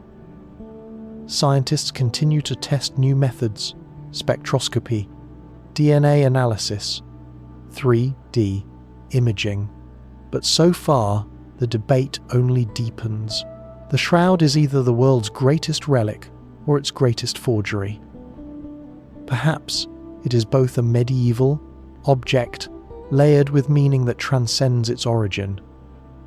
Disbelief alike, a silent witness to faith, doubt, and the human need for mystery. Among the Dead Sea Scrolls was one, unlike the rest. Etched into copper, it listed 64 locations holding gold, silver, and sacred objects. But none have ever been found. Was it a record of real treasures or an allegorical text meant to protect sacred knowledge, the Dead Sea Scrolls, discovered between 1,946 and 1,956 inches caves near Qumran, are among the most important archaeological finds of the 20th century. Written on parchment and papyrus, they include biblical texts, sectarian writings, and apocalyptic prophecies. But the copper scroll, discovered in 1952, stood apart. Instead of fragile writing material, it was inscribed on thin sheets of copper mixed with a trace of tin designed not to decay. Unlike the poetic or religious tone of the other scrolls, its words read more like an inventory. The text lists 64 locations, each describing hidden deposits of gold, silver, and temple artifacts. The quantities are staggering: more than 60 talents of gold in one entry, vast amounts of silver in another, alongside sacred vessels and priestly objects. If taken literally, the treasures would total many tons of precious metal enough to rival the wealth of entire kingdoms. But the mystery lies in the fact that none of these treasures have ever been found. The copper scroll's directions are maddeningly vague. It mentions in the cistern at the corner of the courtyard, or under the Fey directions proca, steps at the entrance, but without identifying which courtyard or which steps. To this day, the locations remain elusive. Scholars disagree about the scroll's purpose. Some argue it records the hidden treasures of the Second Temple in Jerusalem, concealed before its destruction by the Romans in 70 CE. Others believe it describes the wealth of the Qumran sect itself, hidden during times of persecution, is symbolic, a spiritual treasure map pointing not to gold, but to sacred knowledge or heavenly rewards. The physical construction of the scroll deepens the intrigue. When discovered, it was too brittle to unroll. In 1956, researchers carefully cut it into sections to reveal the text inside. Prayer or a prophecy, but a catalogue written in a blunt, almost business-like style. Only lists, weights, and places. This tone is unlike any other Dead Sea Scroll, leaving open the possibility that it came from a different group altogether. Attempts to match the scroll's descriptions with known sites have produced little success. Mention locations in or near Jerusalem. Others suggest areas around Qumran, and a few seem to point to farther afield. Archaeologists who have searched the caves and ruins have never uncovered a single stash of treasure. Some wonder if the hoards were looted long ago, or if the scroll was deliberately not misleading, its details scrambled to protect secrets from invaders. Adding to the mystery, the quantities described are immense, so vast that many scholars question whether they could ever have existed. Could the temple in Jerusalem have held such wealth, or was the scroll exaggerating, perhaps blending real inventory with mythic grandeur? Even modern technology has not solved the riddle. Advanced imaging has clarified the text, confirming its details, but the treasure remains hidden. Some historians now believe the copper scroll may represent not a real map, but a symbolic one. A coded guide for initiates, or a ritual text that catalogued heavenly rather than earthly riches. And yet, the possibility of real treasure lingers. Somewhere, beneath the hills of Judea or under ancient ruins, chests of gold and silver may still lie waiting, sealed away 2,000 years ago. The copper scroll leaves us suspended between belief and doubt, a document that offers specific instructions but delivers no reward. It is, in many ways, the perfect mystery. A map without a destination. A promise without fulfillment. Whether literal treasure or spiritual metaphor, the copper scroll continues to challenge archaeologists and captivate dreamers, its copper plates whispering of wealth and secrets hidden beyond reach. Stretching across Bolivia's high desert, thousands of perfectly straight lines extend for hundreds of miles, etched into the earth. Unlike Peru's Nazca, these lines form no obvious images. Who made them, why, and how they maintained such precision remain unknown. The Sajama lines cover a vast area surrounding Mount Sajama, an extinct volcano in western Bolivia. From the air, the desert appears scored with thin, pale lines running across plateaus and valleys, stretching as far as the eye can see. Some extend for more than 10 miles without wavering, cutting across hills, rivers, and uneven ground with uncanny precision. When mapped, they reveal an immense network, tens of thousands of lines, creating a geometric web that spans an area larger than some modern nations.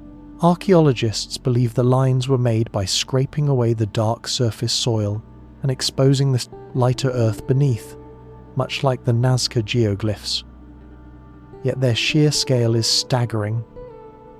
Unlike Nazca's figures of animals and plants, the Sajama lines form no recognizable shapes. Instead, they radiate like spokes, intersect in grids, and stretch in parallel, linking mountains, villages, and sacred sites. The mystery is not only their design, but also their preservation.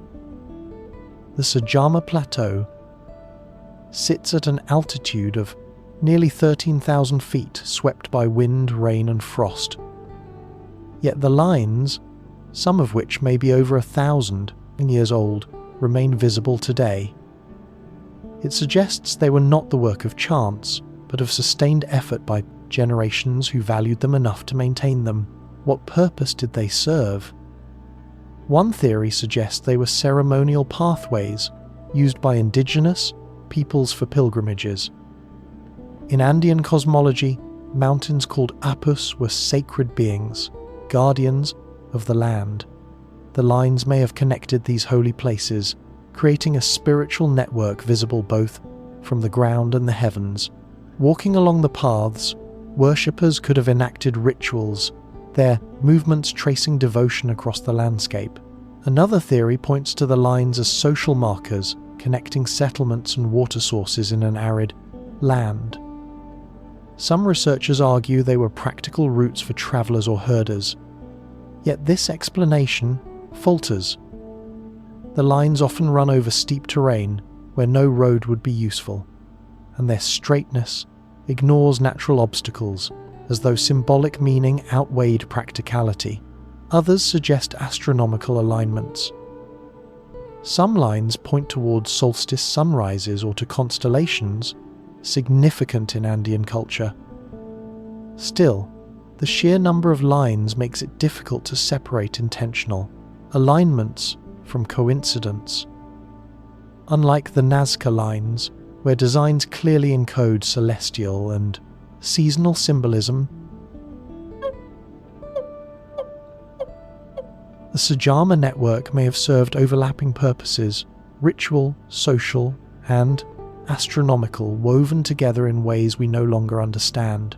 Modern mapping has only deepened the enigma. Using satellite imagery, researchers have traced over 22,000 individual lines, covering more than 15,000 square miles. This scale would have required immense labour, coordinated over centuries, yet no written record survived to explain who directed this effort or why such precision mattered. Local traditions hint at answers. Indigenous Aymara and Quechua communities still hold rituals on the more Sajama Plateau, walking paths toward mountain shrines. These ceremonies echo the idea of the lines as sacred connections between people and landscape, physical prayers carved into the earth. But whether the modern rituals preserve ancient intentions or reinterpret them remains uncertain.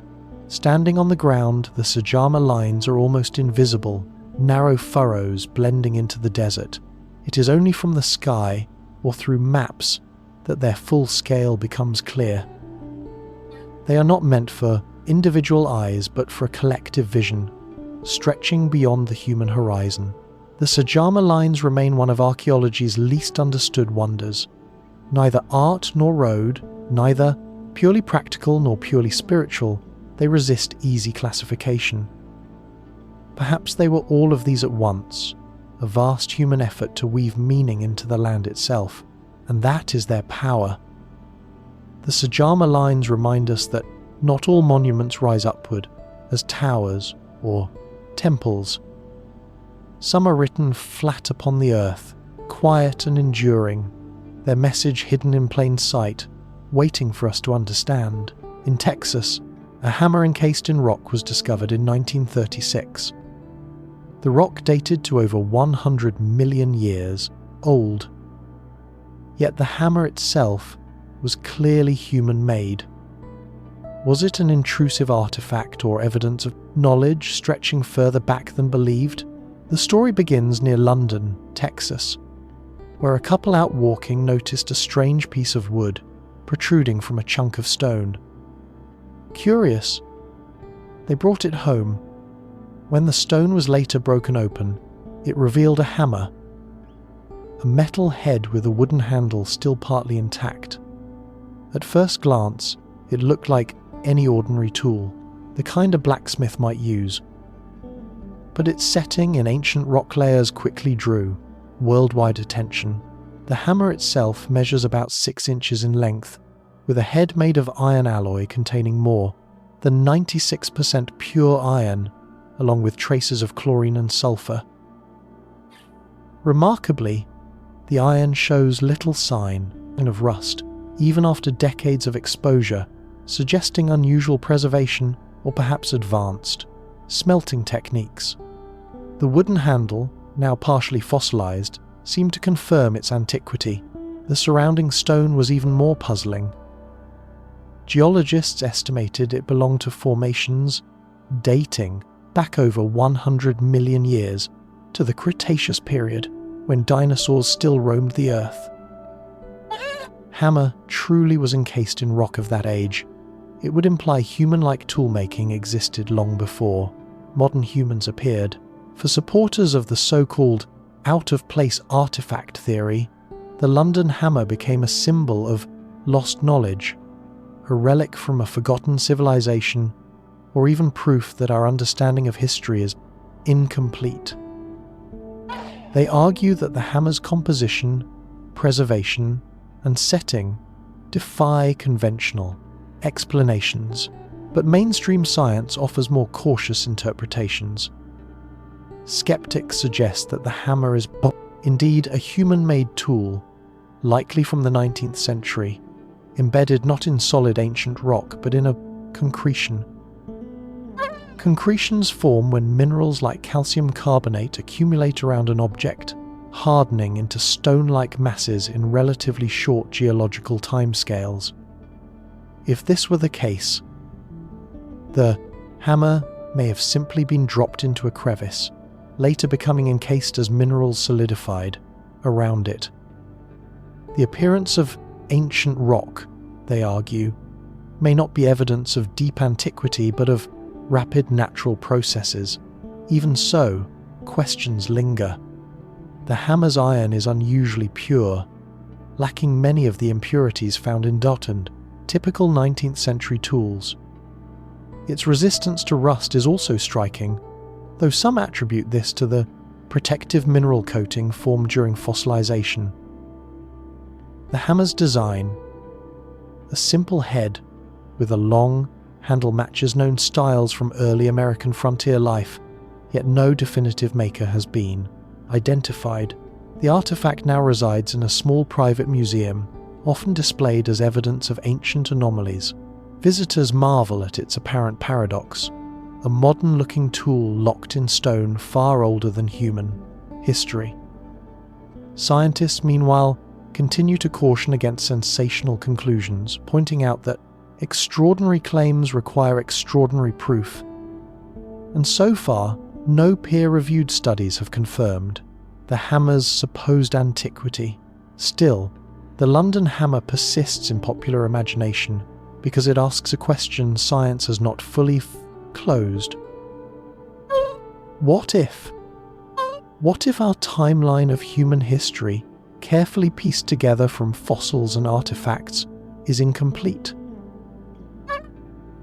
What if there were civilizations, experiments, or episodes of technology that vanished, leaving only stray objects behind? Most archaeologists would answer with skepticism, but the hammer endures as a symbol of mystery, reminding us how easily certainty can crack when an artifact refuses to fit. Whether a genuine anomaly or a misunderstood curiosity, the London hammer embodies the tension between science and speculation. It may be nothing more than a 19th century tool trapped in a concretion, but it may also be something that forces us to keep questioning, and perhaps that is its true significance. Not that it proves lost civilizations or impossible ages, but that it stands, silent and stubborn, in stone, challenging us to keep searching for the hidden chapters of our past. Above Cusco, Peru, lies a fortress with walls of stone blocks so precisely cut they fit together without mortar. Some weigh over 100 tons, yet they interlock like puzzle pieces. Even modern engineers struggle to explain how the Inca achieved such seamless construction.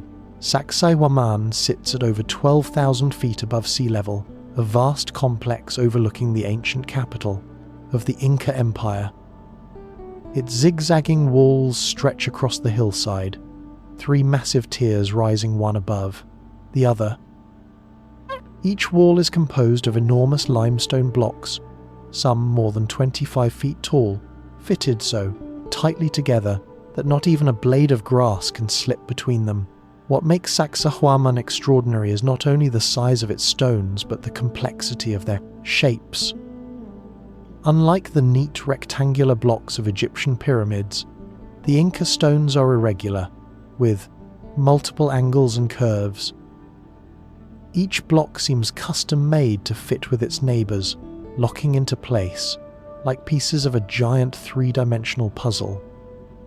The precision is astonishing, especially given that the Inca had no steel tools, no wheels, and no draft animals capable of moving such massive loads. The largest blocks weigh well over 100 tons, with some estimates reaching nearly 150. Transporting them from quarries miles away through rugged terrain remains one of archaeology's great puzzles. Without wheels, researchers believe the Inca used teams of workers, ropes, levers, and earthen ramps. Experiments with smaller stones have shown that such methods are possible, but scaling them to blocks the size of houses would have required extraordinary coordination. Equally mysterious is the cutting and fitting of the stones. The Inca used hammerstones of harder rock to chip away at softer limestone, slowly shaping each block. But the precision of the fits tight enough to withstand earthquakes without mortar suggests a level of skill beyond what these simple tools seem capable of. Some scholars believe the Inca employed trial and error, setting stones repeatedly until they locked perfectly. Others propose advanced knowledge of fracturing and polishing stone.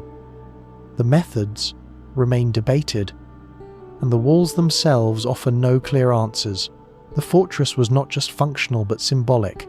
Sacsayhuaman formed part of Cusco's sacred layout, said to represent the head of a puma, an animal revered in Inca cosmology.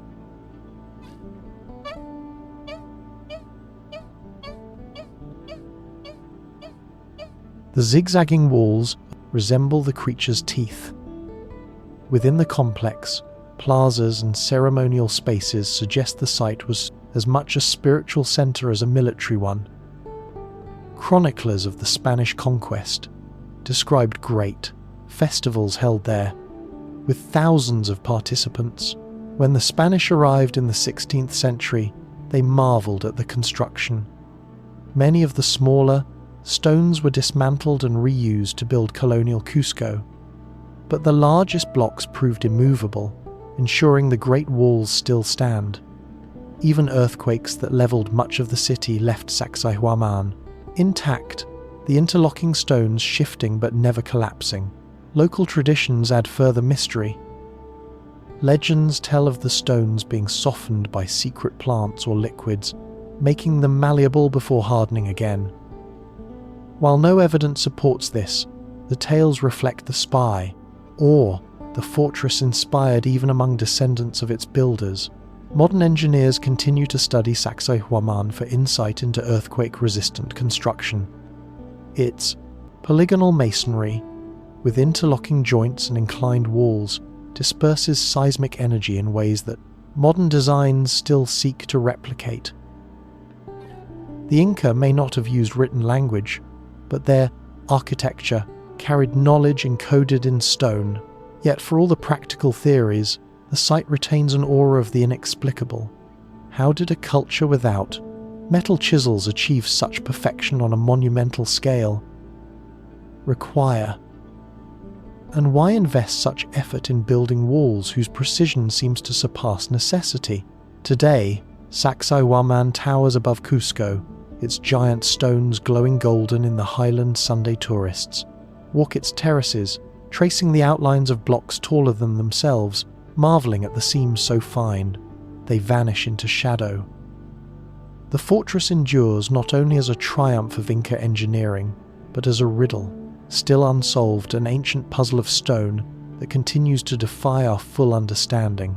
Beneath Turkey's surface lies a city carved into rock, large enough to shelter 20,000 people. Ventilation shafts, stables, and wells. It was a masterpiece of underground engineering, but no one knows who built it or why they needed to hide underground. The region of Cappadocia, in central Turkey, is famous for its strange landscapes, volcanic tuff shaped by wind and water into cones, valleys, and cliffs. Hidden within these soft rocks are hundreds of caves and tunnels, but none more astonishing than Derinkuyu, the largest underground city yet discovered. Spanning multiple levels, it descends more than 250 feet below the surface. Archaeologists estimate it could once house as many as 20,000 people, along with their livestock and supplies. The city was rediscovered in 1963, when a local man renovating his home broke through a wall and found a hidden chamber. That chamber led to tunnels, which led to vast halls and passageways, stretching deep underground. Soon, an entire subterranean world was revealed. Stables, storage rooms, kitchens, wine presses, wells, and even chapels. The city was not a crude shelter, but a fully planned settlement designed to sustain life for weeks or months at a time. The engineering is extraordinary. Narrow corridors open into large communal chambers. Vertical ventilation shafts bring fresh air down through the levels, some reaching the surface miles away. Wells provided water, while heavy stone doors, massive circular slabs, could be rolled into place to seal off corridors, protecting the inhabitants from invaders. With food stores and space for animals, Derinkuyu was built for survival under siege. The mystery is who built it and when. The earliest levels may date back to the Phrygians around the 8th century BCE. Known for their skill in stone carving, others suggest the Hittites a millennium earlier, possibly as early as 1500 BCE. Later, Christians used the cities as refuges from Roman and Arab persecution. Across centuries, layers of occupation modified the tunnels, expanding them into the vast network we see today.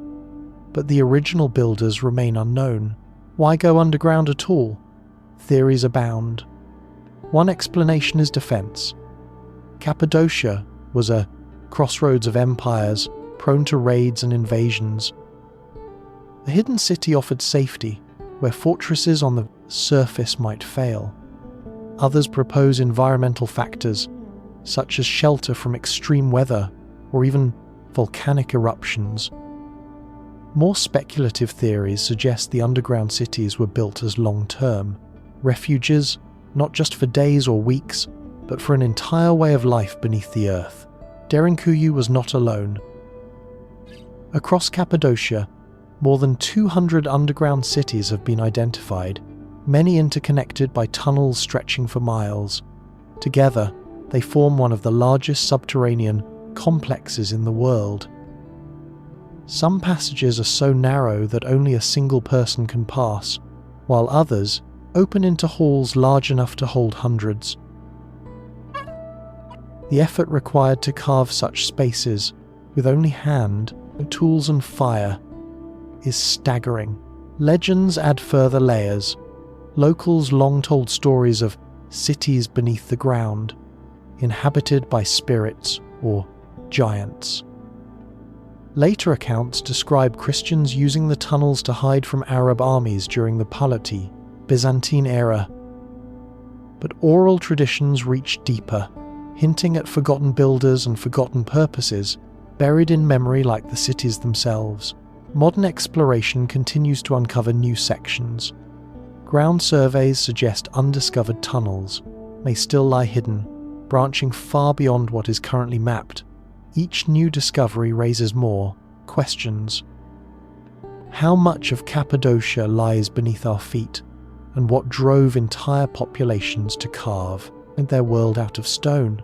Walking through Derinkuyu today, the silence is profound. Cool air flows through the shafts, unchanged, for centuries. The walls bear the marks of chisels, worn smooth by hands long gone. Here, entire communities once lived, prayed, and waited for the danger above to pass. Derinkuyu stands as both achievement and riddle, proof of extraordinary engineering, yet still shrouded in mystery. Who first descended into the rock to build it, and what fears drove them so deep? Until those questions are answered, the city remains what it has always been, a hidden world, carved in shadow, keeping its secrets far below the light of day. In Xi'an, China, the mausoleum of Emperor Qin Shi Huang stretches beneath a mound the size of a small mountain. Surrounding it are thousands of life-sized terracotta warriors. Ancient texts describe rivers of mercury flowing inside his tomb. Modern scans confirm high mercury levels in the soil, yet the central chamber remains sealed, its secrets untouched. Qin Shi Huang, the first emperor of a unified China, ruled from 221 to 210 BCE. Famous for standardizing weights, currency, and writing, he also began the construction of the Great Wall. But perhaps his most ambitious project was his burial complex, an underground empire designed to secure his rule in the afterlife. Covering nearly 38 square miles, the mausoleum is one of the largest in the world, dwarfing many of history's great tombs. The site first gained global fame in 1974, when farmers digging a well stumbled upon the terracotta army. Thousands of clay soldiers stood in formation, each with unique facial features, hairstyles, and armor. Alongside them were horses, chariots, and weapons, all arranged to guard the emperor in death. Since then, archaeologists have uncovered only parts of the complex, but evidence suggests the warriors are just one fragment of a far grander design. The heart of the mausoleum lies beneath a vast earthen mound, rising 250 feet above the plain. Chinese historian Sima Qian, writing a century after Qin's reign, described a subterranean palace filled with treasures, booby traps, and rivers of flowing mercury meant to mimic China's waterways. For centuries, these accounts were treated as myth, but modern surveys have detected unusually high concentrations of mercury in the soil above the tomb, lending credibility to the old chronicles. Yet the central chamber remains unopened. The Chinese government has resisted excavation, citing concerns over preservation. Early digs at the terracotta army revealed how fragile the artifacts are. Once exposed to air, their vivid paints quickly faded. Conservation technology risks destroying what has survived untouched for over 2,000 years. The refusal to open the tomb has fueled speculation. Some imagine vast halls of gold, jade, and priceless artifacts waiting in the dark. Others wonder about the rumoured traps, mechanisms that might have been designed to fire arrows or release poisons against intruders. Whether these defenses were real or symbolic, the possibility adds to the tomb's aura of danger. Beyond treasure, the tomb could answer profound questions about Qin Shi Huang himself. Describe him as both visionary and tyrant, obsessed with immortality. He sent envoys across the seas in search of elixirs and drank concoctions of mercury, believing they would prolong life. Ironically, this may have hastened his death at age 49. His tomb, if opened, might reveal more about his reign, his ambitions, and the rituals of power in early China. Still, for now, the emperor sleeps beneath his mound. Archaeologists map the complex with ground-penetrating radar and remote sensing, revealing networks of chambers, corridors, and pits. Hall remains sealed. It is a decision rooted in caution, but also one that ensures the mystery endures.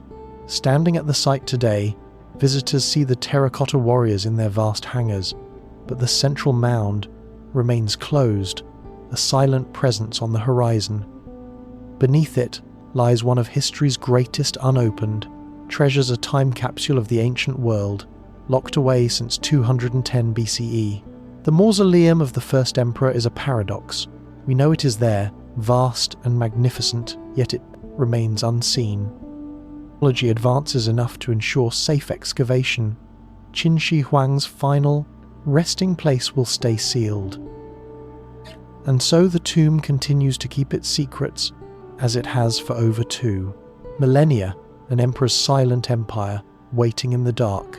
In 1911, miners digging bat guano in a Nevada cave found human bones, some belonging to individuals, over 7 feet tall. Local Paiute legends spoke of red-haired giants once inhabiting the region. Anthropologists dismissed the finds as anomalies, yet stories of oversized skeletons continue to surface.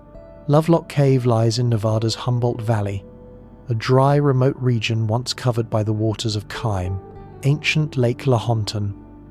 For centuries, the cave had been used by indigenous peoples, but in the early 20th century, miners seeking fertilizer-rich bat guano began excavating it. In the process, they unearthed something unexpected. Baskets, tools, woven mats, and bones that suggested the cave had once been a settlement. Among the discoveries were human remains. Reports claimed some of the skeletons measured over 7 feet in height, unusually large compared to the average stature of Native American populations in the region. The miners also noted tufts of reddish hair clinging to some skulls, sparking comparisons to Paiute oral traditions that told of a race of red-haired giants.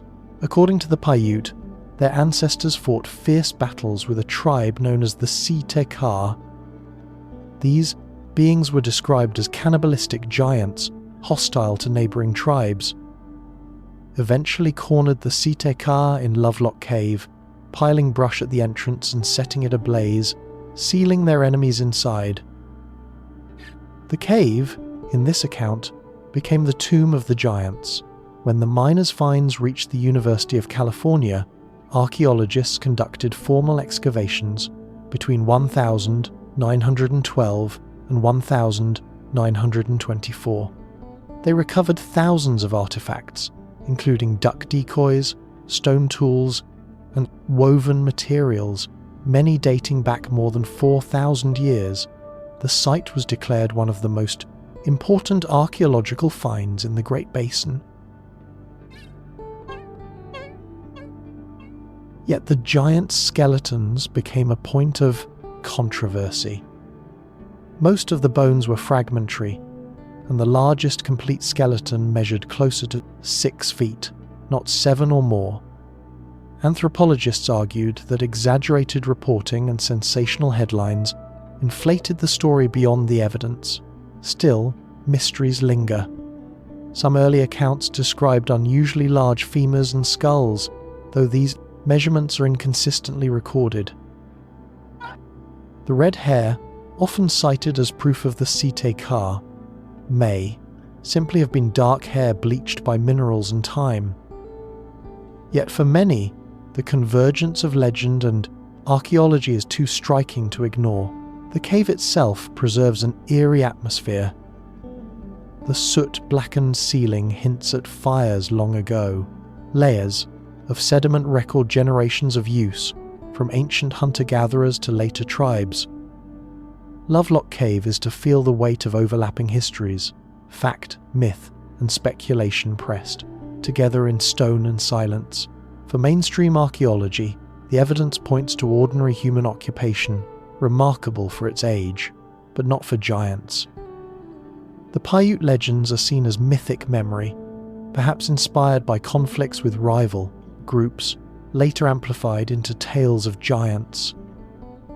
The supposed oversized skeletons are likely misidentified or exaggerated, yet in popular imagination the giants endure. Reports of unusually large remains surface periodically across the Americas, often unverified but fueling the idea that ancient peoples were taller, stronger, or different than we assume. The Lovelock discovery, with its blend of folklore and archaeology, remains one of the most compelling of these stories. Today, artifacts from Lovelock Cave rest in museums, but the cave itself still draws curious visitors. The legends of the Site Ka continue to be told, a reminder of how oral traditions preserve memory in ways science cannot always measure. The giant of Lovelock Cave may never be proven. The bones, fragmented and disputed, offer no clear answers. Yet the union of legend and discovery ensures the mystery endures, part archaeology, part folklore, and part question mark carved into Nevada's desert hills. Outside Mexico City lies Teotihuacan, with its massive Pyramid of the Sun and Pyramid of the Moon. Built around 100 CE, the city thrived for centuries, but its creators remain unknown. The Aztecs found it, abandoned and named it the place where gods were born. Even today, its origins are cloaked in silence. Teotihuacan was once among the largest cities in the ancient world. At its peak, between 100,000 and 200,000 people lived there, making it bigger than contemporary Rome. Its vast avenues, temples, and residential compounds stretched across more than 20 square kilometers. The central axis, the Avenue of the Dead, ran straight for miles, flanked by monumental pyramids that still dominate the landscape today. The Pyramid of the Sun, the third largest pyramid in the world, rises 216 feet high and was built from millions of tons of stone. Nearby, the Pyramid of the Moon stands at the end of the avenue, aligned with surrounding mountains. Together, they form a sacred geography, designed not just for function but for cosmic symbolism. Astronomical alignments suggest the pyramids were positioned to mark solar events, solstices, and perhaps even the movements of Venus. Yet the most enduring mystery is not the architecture but the identity of the builders. Teotihuacan reached its height between 200 and 600 CE, centuries before the rise of the Aztec Empire. When the Aztecs later encountered the ruins, they believed it was the birthplace of the gods, where the sun and moon were created. To this day, no one knows what the original inhabitants called their city, or why they abandoned it. Around the year 550, archaeological excavations reveal a complex society. Planned city with neighborhoods for different ethnic groups, including Zapotec, Maya, and Mixtec communities. Murals found on walls depict feathered serpents, jaguars, and gods, painted in vivid reds and blues. These images hint at a cosmology that united diverse peoples under a shared spiritual vision. One of the city's most enigmatic structures is the Temple of the Feathered Serpent, or Quetzalcoatl. Facade is decorated with sculpted serpent heads and seashell motifs, symbols of water and fertility. Beneath it, archaeologists discovered mass burials of warriors, suggesting ritual sacrifice played a central role in Teotihuacan's culture. Even more mysterious are the recent discoveries of liquid mercury in tunnels beneath the temple, perhaps intended to symbolize an underworld river, reflecting a cosmology of life, death, and rebirth. The collapse of Teotihuacan remains as puzzling as its origins. Around 550 CE, parts of the city were deliberately burned, temples destroyed, and murals defaced. Some archaeologists argue this was the result of internal revolt, as resentment grew against the elite rulers. Others suggest climate change, drought, or warfare with neighboring states.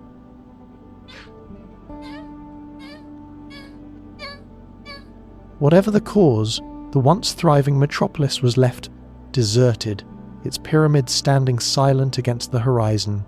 The Aztecs, arriving centuries later, treated Teotihuacan with awe. They built shrines around the pyramids, holding ceremonies to honor the gods they believed had emerged there. Spanish chroniclers recorded how the Aztecs called it the City of the Gods, a place beyond human origin. To them, the city was eternal. Its builders not forgotten people but divine forces. Today, Teotihuacan is a UNESCO World Heritage Site, drawing millions of visitors who climb its pyramids and walk its ancient streets.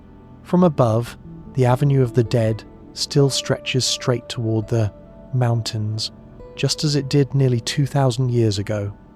Yet the silence of its stones remains. Teotihuacan is both presence and absence, monumental architecture without a name, a city without a process, remembered people. Its pyramids rise into the sky, eternal and unyielding, while the question of who built them lingers unanswered. The City of the Gods stands not only as a ruin but as a riddle, an echo from a vanished civilization, reminding us that some origins remain forever in shadow. In 1992, farmers in China drained ponds and discovered vast hand-carved caves. The chambers stretch across 30,000 square meters, their walls etched with symmetrical patterns. Yet no historical record mentions their construction. Who carved them, and why such immense effort remains an unsolved puzzle.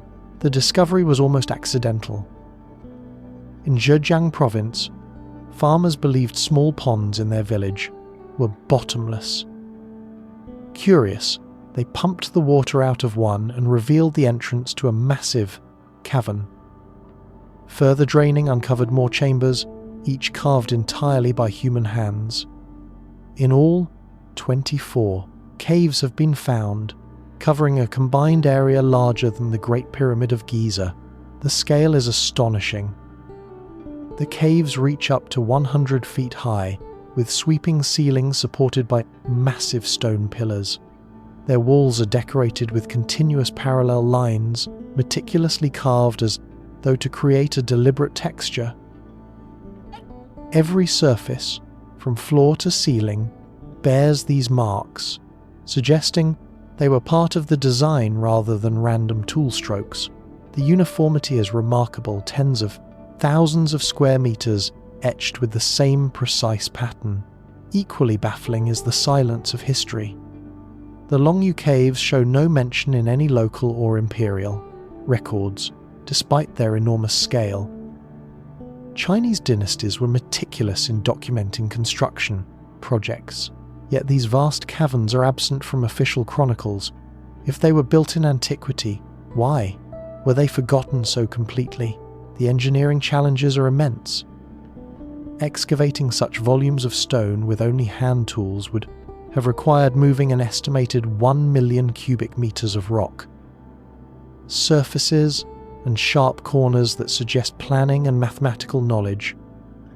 Without modern machinery, such work would demand enormous labor and organization. Yet no evidence of tools, scaffolding, or waste rock piles has ever been found. Where did the material go, and how was it removed? so cleanly, the caves also lack signs of habitation. Unlike other ancient underground spaces, no pottery, tools, or artifacts were discovered inside. The chambers stand empty, echoing with silence. This absence deepens the mystery. If not dwellings or storehouses, what were they for? Theories vary. Some suggest they were quarries, though the uniform decorative etching argues otherwise. Others propose they were ritual spaces or even tombs for a forgotten dynasty. A few scholars suggest military use, perhaps as hidden barracks or storage for supplies. Yet without evidence, these remain guesses, unable to explain the sheer magnitude of the project. One striking feature is the cave's acoustic quality. When voices or instruments sound within, the echoes are amplified in unusual ways, suggesting that sound may have been an intentional part of their design. This raises the possibility of ceremonial or ritual use, though no clear cultural links have been identified. Dating the caves has proven difficult. Without artifacts or inscriptions, archaeologists rely on indirect methods. Some suggest construction during the Qin or Han dynasties, around 2,000 years ago, though the absence of written records makes this uncertain. Others argue they could be much older, their origins buried in prehistory. For the villagers who first uncovered them, the caves seemed otherworldly, vast chambers hidden beneath their feet, abandoned by their makers. For archaeologists, they remain an unsolved riddle. How could such monumental spaces be carved so precisely, yet vanish from memory? Standing inside a Longyou cave today, the scale is overwhelming.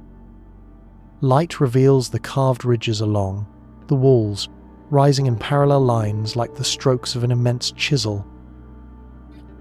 The silence is heavy, broken only by the drip of water or the echo of footsteps.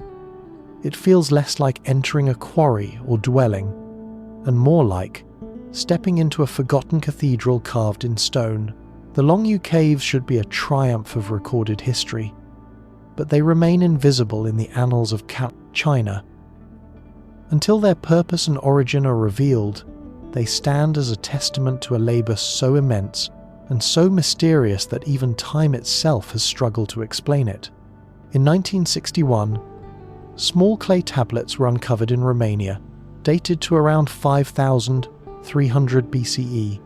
They bear symbols, resembling writing 2,000 years older than Mesopotamian cuneiform.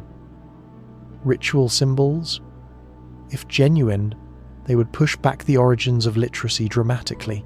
The discovery was made in the village of Tertaria, in Transylvania, by archaeologist Nicolae Vlasa. During excavations of a Neolithic settlement linked to the Vinča culture, Vlasa unearthed 3 small tablets, along with figurines and ritual objects. The tablets were rectangular and circular in shape, each inscribed with incised symbols. Their designs included grids, spirals, and markings that bore a striking resemblance to pictographic scripts. What makes the Tertaria tablets so extraordinary is their age. Radiocarbon dating of associated materials placed them at around 5,300 BCE, nearly 2 millennia earlier than the earliest known cuneiform from Sumer. If these markings represent true writing, they would rewrite the history of literacy, shifting its origin from Mesopotamia to southeastern Europe. The tablets immediately sparked debate. Some scholars argue that the symbols are part of the Vinča. Symbols, a collection of markings found across artifacts from the Balkans. These include signs carved into pottery, figurines, and tools, suggesting a symbolic system used by the Neolithic inhabitants of the region. But were these symbols language or simply ritual decoration? Supporters of the first writing theory point to the structured nature of the symbols.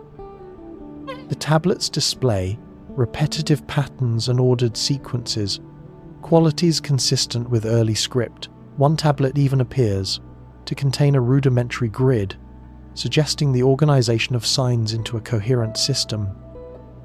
To them, the tablets hint at an independent invention of writing in Old Europe, far earlier than Mesopotamia. Skeptics, however, caution against overinterpretation. The tablets were found in a ritual pit alongside burnt bones, possibly belonging to a shamanic burial. This context suggests a ceremonial purpose rather than everyday record-keeping. If the marks were magical or symbolic, they may not represent language at all, but rather sacred iconography, closer to art than script. Complicating matters further, the tablets were fired in antiquity, which destroyed organic residues that could have confirmed their dating. Some critics suggest they may not be as old as claimed, though most agree they predate Mesopotamian cuneiform by centuries. Without additional tablets or inscriptions, their meaning remains elusive. The tablets also raise larger questions about the Vinča culture, which thrived across the Balkans between 5,500 and 4,500 BCE. Known for their sophisticated pottery and large settlements, the Vinča people may have developed a symbolic system of remarkable complexity. But with no written texts to follow, their society remains largely in shadow, remembered only through scattered artifacts. Some archaeologists see the Tertaria tablets as part of a wider pattern. Symbols resembling proto-writing appear in Neolithic China, the Indus Valley, and even pre-Columbian America. These cases suggest that multiple cultures may have flirted with the idea of writing, creating systems of signs that stopped short of full literacy. If so, the Tertaria tablets may represent one of humanity's earliest experiments with encoding meaning in symbols. For now, the tablets sit at the edge of history, suspended between writing and art, communication and ritual. To call them the world's first writing is bold, but to dismiss them as decoration alone feels unsatisfying. Standing in a museum, the tablets appear unassuming small, clay, and fragile. Yet their scratched lines carry the weight of a possibility that thousands of years before Mesopotamia, people in the Balkans sought to capture thought in symbols. Whether true writing or sacred marks, the Tertaria tablets whisper of a forgotten intellectual leap, one that may have come too early, leaving only fragments to remind us. Buried for decades under protective soil in Scotland lies the Cockno stone, carved 5,000 years ago with spirals, rings, and cut marks. Some say it is a map of the stars. Others see a ritual site. Its symbols remain undeciphered, an ancient language written in stone. The Cockno stone lies on the outskirts of Clydebank, near Glasgow. Measuring nearly 43 feet by 26 feet, it is one of the largest examples of prehistoric rock art in Europe. Its surface is covered with intricate carvings, concentric circles, spirals, grooves, and cup-shaped depressions linked by channels. Archaeologists date the stone to around 3000 BCE, placing it in the Neolithic or early Bronze Age, a time when farming communities were just beginning to shape the landscapes of Britain. Discovered in the late 19th century, the stone immediately puzzled researchers. The sheer density of symbols over 90 carved motifs makes it unique. Some of the spirals and cut marks appear to form patterns, while others seem scattered. Astronomy, ritual, or a symbolic language now lost.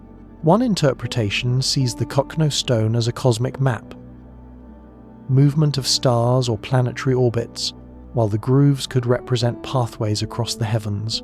Certain alignments on the stone seem to correspond with constellations visible in Neolithic skies. Supporters of this theory argue that the carvings record celestial knowledge, preserving a prehistoric understanding of the cosmos. Others propose a more ritual function. Cup and ring marks are found across Britain, Ireland, and parts of Europe, often at sites with ceremonial or burial associations. The Cockno stone may have been a sacred tool, the gathering place where offerings were placed in the depressions, the grooves channeling libations of water, milk, or blood.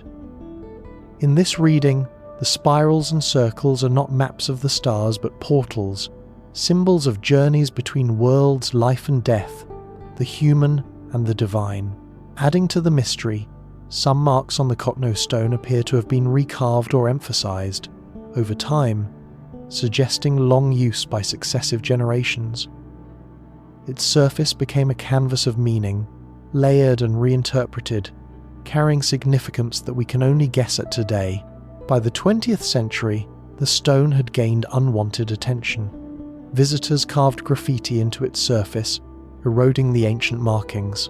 In 1965, archaeologists decided to bury the Cockno stone under several feet of soil to protect it from further damage. For decades, it lay hidden, its symbols preserved in darkness.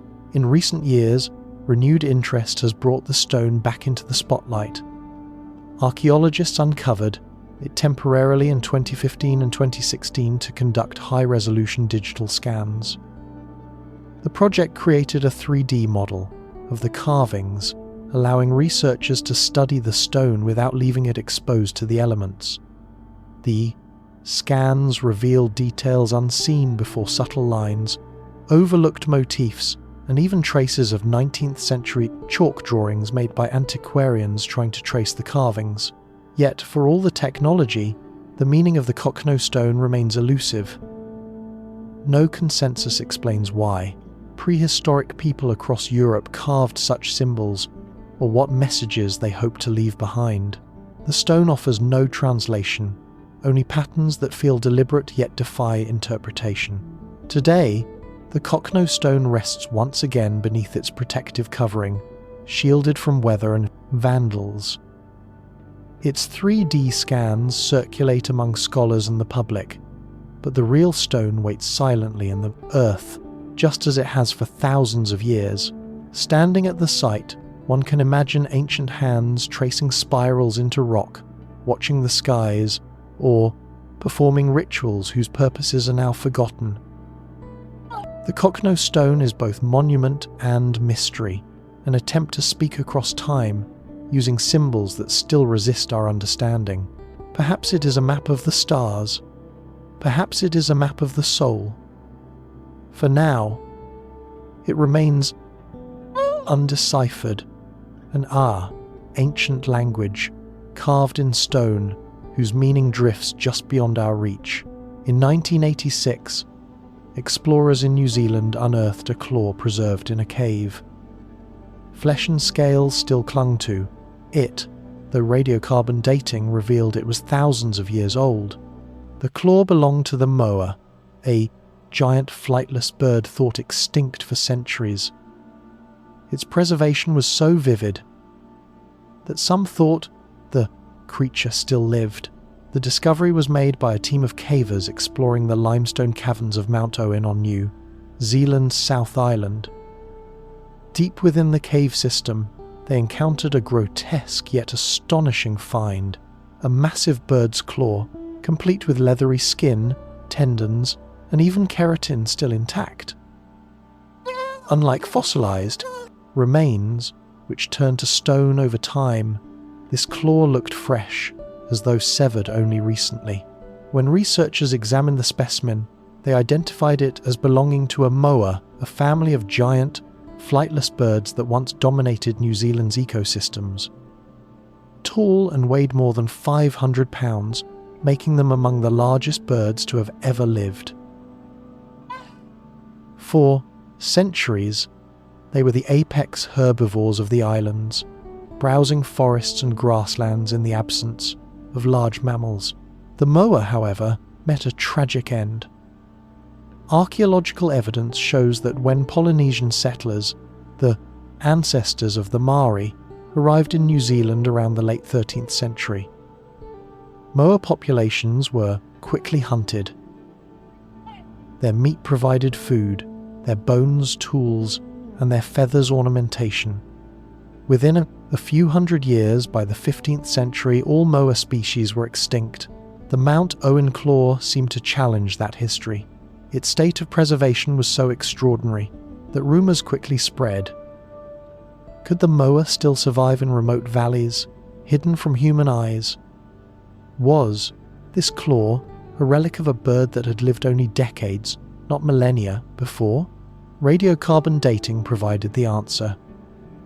Tests revealed the claw was approximately 3,300 years old, centuries before the first humans arrived in New Zealand. Its preservation owed itself to the cool, dry, and stable environment of the cave, which had shielded it from decay. Though not evidence of living moa, it offered a glimpse into how complete their remains could be, frozen in time. For scientists, the claw became more than a curiosity.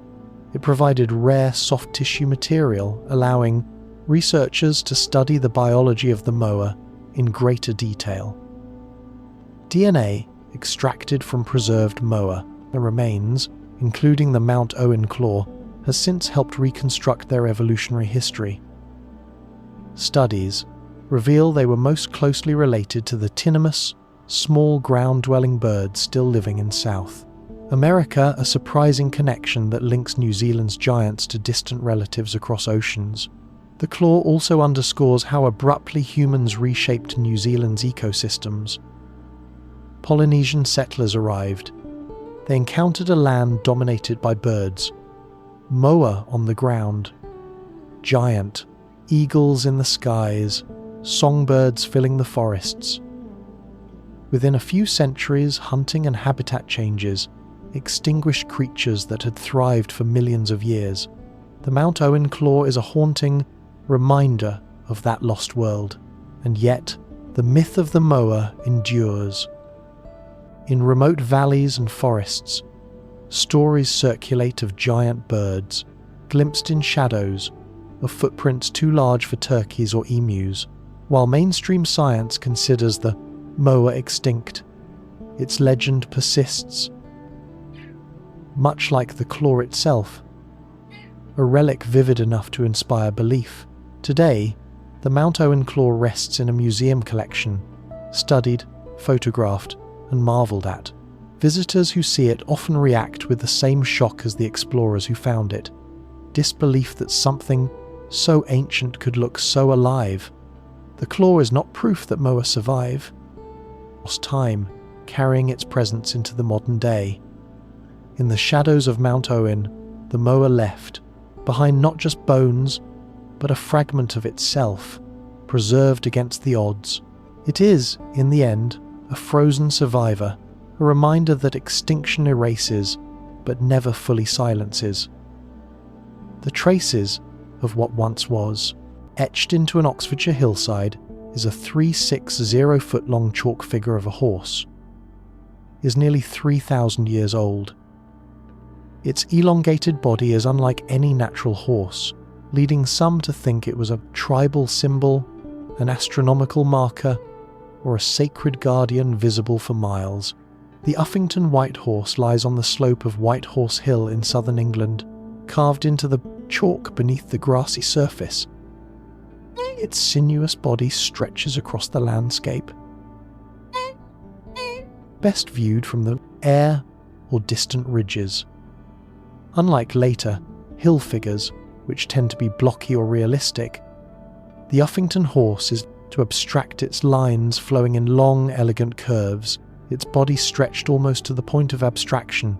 Radiocarbon dating of soil from the trenches suggests the figure was first carved during the Late Bronze Age or Early Iron Age, around 1800 BCE. That makes it Britain's oldest known hill figure. For nearly 3 millennia, generations have maintained it, clearing grass and re-chalking the lines to keep the horse bright against the hillside. Without such care, it would have vanished long ago, reclaimed by earth and time. But why carve such a figure at all? One theory is that the white horse was a tribal emblem. Celtic tribes often used animal symbols to mark their identity, and a figure this large would have broadcast power across the valley below. Another interpretation links it to the sun and stars.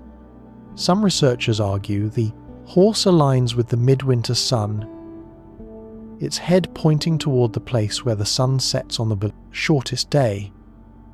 If so, the figure may have served as a solar symbol tied to rituals of renewal and fertility. The horse also overlooks the Vale of the White Horse, a fertile region dotted with ancient sites. Nearby lies Uffington Castle, an Iron Age hill fort, and Dragon Hill, a small mound steeped in legend. Local folklore says the White Horse was carved to commemorate victories, or that it marks the spot where Street George slew the dragon.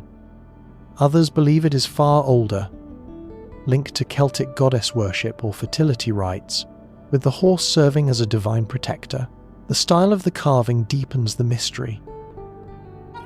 Its long, flowing lines resemble motifs found on Celtic coins from centuries later, suggesting a cultural continuity of symbolic art. But no written records survive to explain its meaning. The people who carved it left no texts, only this enormous image on the land itself. For centuries, the White Horse was maintained through ritual scouring festivals. Local communities gathered to clean the chalk lines, followed by celebrations of music, games, and feasting. These traditions ensured the horse endured, not just as a figure in the landscape, but as part of cultural memory. From a distance, the horse gleams white in sunlight, visible for miles across the valley. From the air, it becomes more striking. Still a surreal figure etched into the earth, unlike any natural animal, yet instantly recognizable. Its form seems to hover between reality and abstraction, suggesting that its purpose was never purely decorative but symbolic, meant to evoke something beyond the physical. Modern researchers continue to study its alignments, geology, and maintenance history. Yet the white horse resists a single interpretation. Was it a marker of territory, a guide for travelers, a star map, or a symbol of a forgotten deity? Each theory captures part of the truth, but none fully resolves it. Standing before the Uffington White Horse today, one feels the weight of its endurance. For nearly 3,000 years, people have cared enough to preserve its shape, decade after decade, generation after generation. Whatever it meant to its creators, it clearly mattered enough to survive.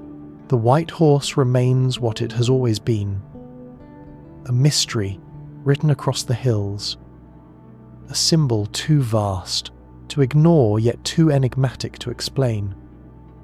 Its lines stretch across centuries, reminding us that some messages are meant not for understanding, but for wonder. On a 4,000-year-old clay tablet, Sumerian scribes recorded kings reigning for thousands of years, supposedly for 43,200. Historians debate whether these numbers are symbolic, mythological, or corrupted over time. Yet the blending of myth and history keeps the king list one of archaeology's strangest documents. The Sumerian king list was discovered in the early 20th century, etched into cuneiform tablets dating back to around 2100 BCE. Several versions have been found across Mesopotamia, though the most complete copy, known as the Weld Blundell Prism, is housed at Oxford's Ashmolean Museum. The list begins not with ordinary rulers, but with kings said to have reigned for tens of thousands of years, governing long before the flood swept over. Among them is Alulim of Eridu, described as reigning for 28,800 years, followed by Alangar, who ruled 36,000. Later figures, such as Enmenluana, are credited with reigns of over 43,000 years. These lifespans are beyond human possibility, raising immediate questions about what the scribes intended. Were they recording myth as fact? Or did these numbers carry symbolic meaning lost to us today? The King list then describes a great flood, echoing Mesopotamian flood myths such as the Epic of Gilgamesh. After the deluge, rains become shorter, though still exaggerated hundreds of years instead, of tens of thousands. Eventually, by the later dynasties, lifespans resemble realistic lengths, with kings ruling for decades rather than centuries. This strange transition from impossible ages to plausible ones has fueled debate for more than a century.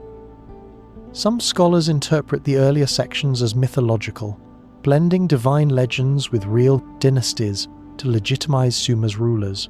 By connecting kings to the gods and stretching their reigns to cosmic timescales, scribes may have sought to portray kingship itself as eternal, handed down from heaven. Others suggest the numbers may encode symbolic calendars or astronomical cycles.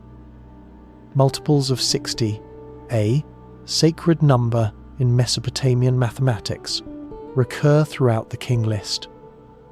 A reign of 43,200 years, for instance, equals 120 sars, with a sar being a unit of 3,600.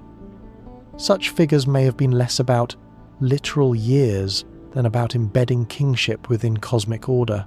Still, the King list is not pure myth. Many rulers named in the later sections are confirmed through archaeology and independent texts. Kings like Gilgamesh of Uruk, though legendary, appear alongside rulers whose cities and monuments have been excavated. This blending of myth and history makes the King list both invaluable and enigmatic.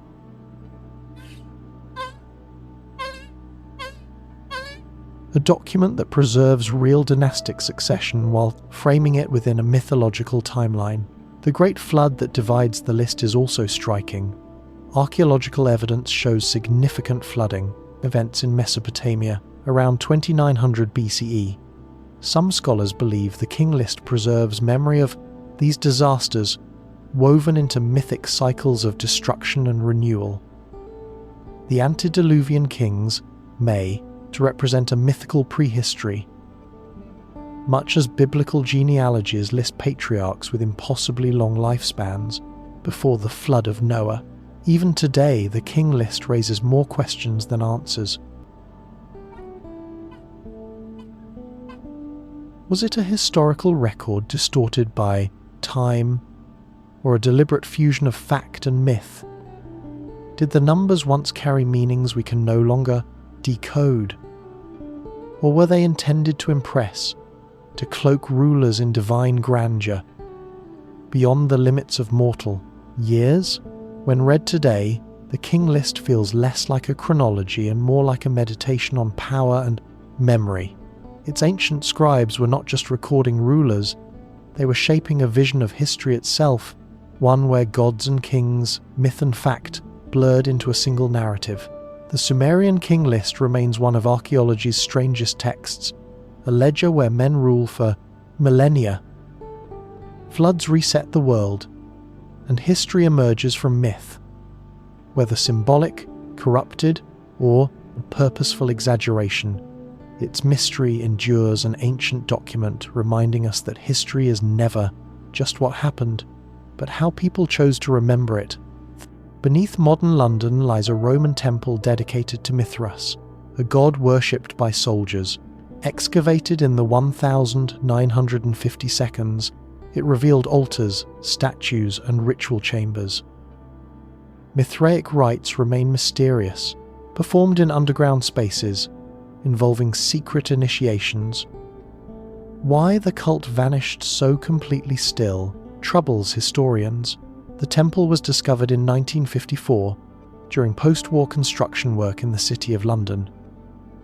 Beneath layers of rubble and centuries of history, workers uncovered the remains of a Roman temple aligned east to west, buried near the banks of the River Walbrook.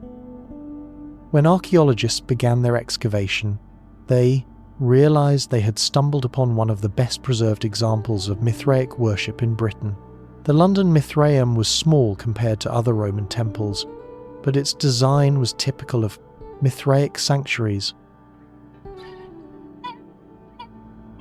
Long, narrow chambers led into a central nave, flanked by raised benches where initiates likely reclined during ritual feasts. At the far end stood the cult's central image, a relief of Mithras slaying a bull, a scene known as the tauroctony. This act, always depicted in Mithraic temples, was the sly heart of the religion, though its meaning remains obscure. Mithras was a deity of Persian origin, later adopted into Roman religion. By the 1st and 2nd centuries CE, the Mithraic cult had spread across the empire, especially among soldiers, merchants, and administrators. Its appeal lay partly in its secrecy.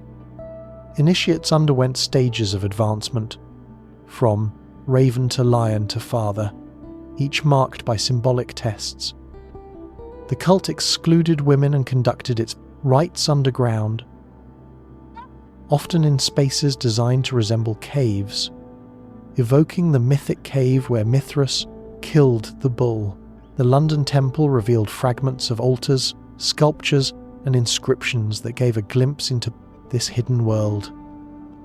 Among them was a marble head of Mithras himself, wearing a Phrygian cap. Archaeologists also found evidence of offerings and feasts, suggesting the temple was an active place of worship between the 2nd and 4th centuries CE. And yet, for all the physical evidence, the beliefs of Mithraism remain elusive. No sacred texts have survived, and much of what we know comes from archaeology rather than writing. Meaning of the bull slaying? Was it a fertility symbol, an astronomical allegory, or a myth of cosmic renewal? The secrecy of the cult ensured that whatever was revealed in its dark chambers was not shared outside.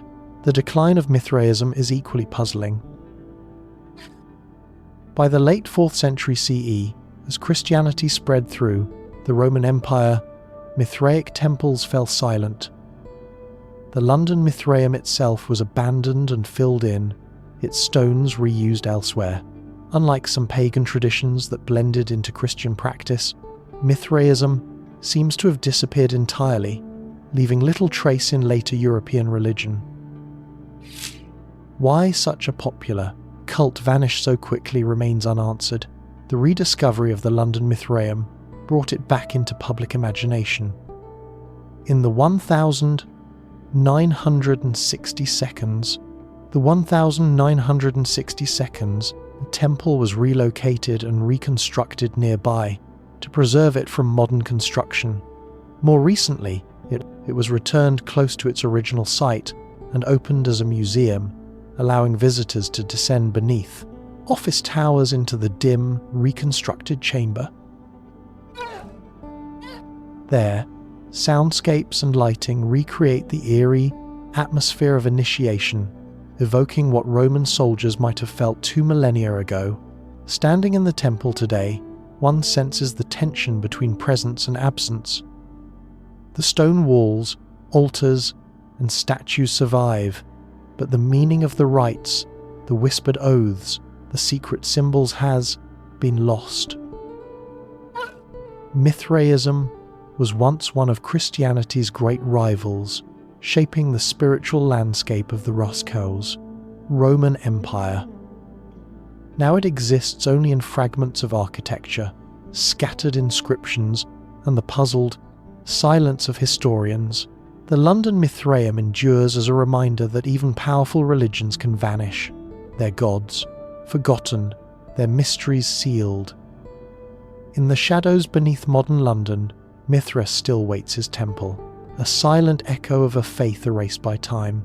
Found in Mexico and Central America, crystal skulls carved from single blocks of quartz have long fascinated collectors. Some appear too precisely crafted for ancient tools, though many may be 19th century forgeries. At least a few defy easy explanation. Their surfaces showing no tool marks under magnification, the The crystal skulls entered public imagination in the late 19th and early 20th centuries, when a handful were claimed to have been unearthed from Aztec and Maya sites. Made of clear or milky quartz, they varied in size, from small handheld amulets to life-sized replicas of human skulls. Craftsmanship was astonishing.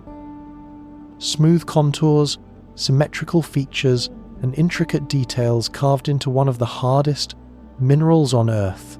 Quartz ranks 7 on the Mohs scale of hardness, meaning it is notoriously difficult to shape without specialized tools. Yet some skulls show surfaces polished to a mirror-like sheen with no visible tool marks even under magnification. This apparent lack of evidence fueled speculation that they could not have been made with the stone and bronze tools available to pre-Columbian civilizations. The most famous of these artifacts is the Mitchell-Hedges skull, allegedly discovered in the 1922nd Inn, Belize, by Anna Mitchell-Hedges, the adopted daughter of a British explorer. She later claimed it had been found beneath a collapsed altar in a ruined temple. The skull is nearly life-sized, carved from a single block of quartz crystal with a detachable lower jaw. Its precision, especially in the articulation of the jaw, and the optical effects of the quartz led some to call it the most remarkable artifact ever found in the more Americas, but doubts soon emerged. By the mid-20th century, scholars and museums began to question the authenticity of the skulls. Investigations at the British Museum and the Smithsonian Institution concluded that most examples in their collections showed signs of modern rotary tools, suggesting they were carved in Europe in the 19th century, when crystal skulls became popular curiosities for collectors of antiquities. Still, the debate persists. Some skulls continue to resist easy classification. Under scanning electron microscopes, certain surfaces appear too smooth to reveal tool marks, leaving room for mystery. Supporters argue that ancient artisans may have used advanced techniques now lost to history, perhaps using sand, water, and patience over generations to grind the quartz into shape. Others speculate more boldly, suggesting the skulls embody knowledge passed down from lost civilizations, or even hint at connections to the stars. Legends surrounding the crystal skulls only deepen the intrigue.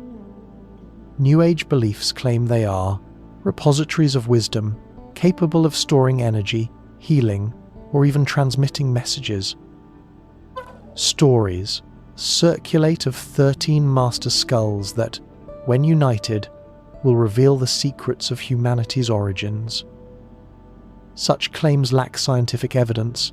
They have given the skulls a mythic aura, making them popular subjects in books, films, and exhibitions.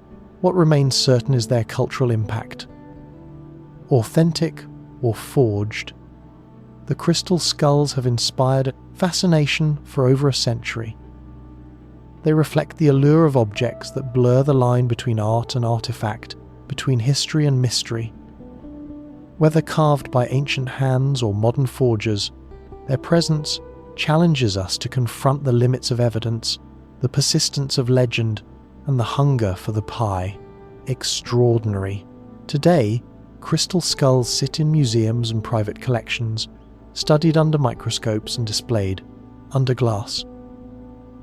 The Mitchell-Hedges skull, still privately owned, continues to draw crowds wherever it is exhibited.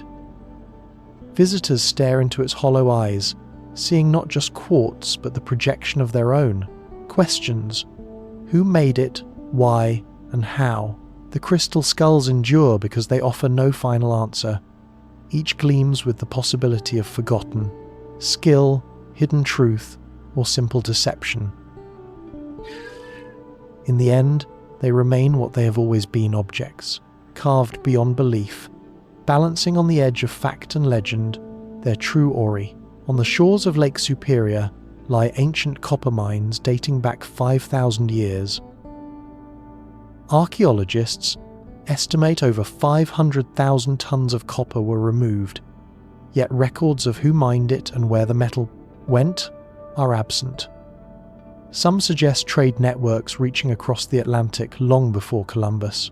The region around Lake Superior, especially the Keweenaw Peninsula in present-day Michigan, is dotted with thousands of ancient mining pits. Scattered across forested hills and rocky shorelines, they bear evidence of extensive activity. Hammerstones, discarded rock, and pits sunk deep into copper-rich veins. Radiocarbon dating places the earliest mining at around 3000 BCE, continuing for millennia. By the time European settlers arrived, the mines had long been abandoned, their purpose fading into mystery. The sheer scale of the operation is staggering. Archaeologists estimate that prehistoric miners extracted over 500,000 tons of copper from the region. The metal was prized for its purity. Lake Superior's deposits contain native copper that can be worked without smelting. Ancient miners used stone hammers and fire setting techniques, heating rock before dousing it with water to fracture it, suggests an effort far greater than local needs. And here lies the puzzle. Where did all that copper go?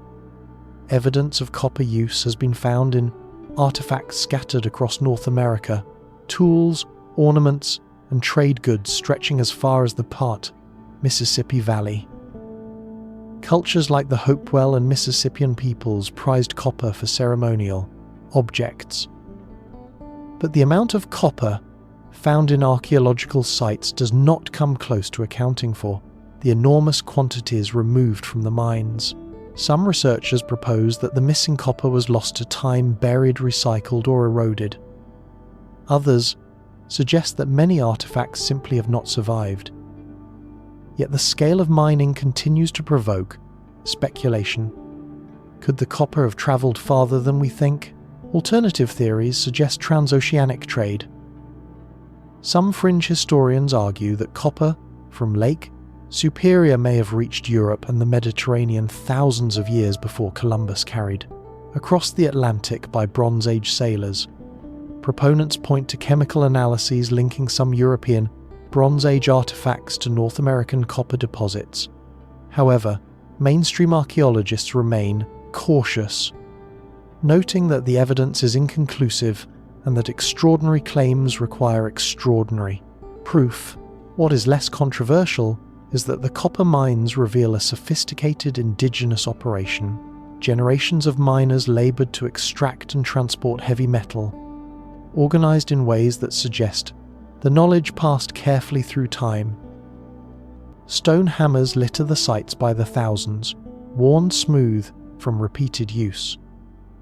Some mines descend 20 feet or more, showing persistence and planning far beyond casual digging.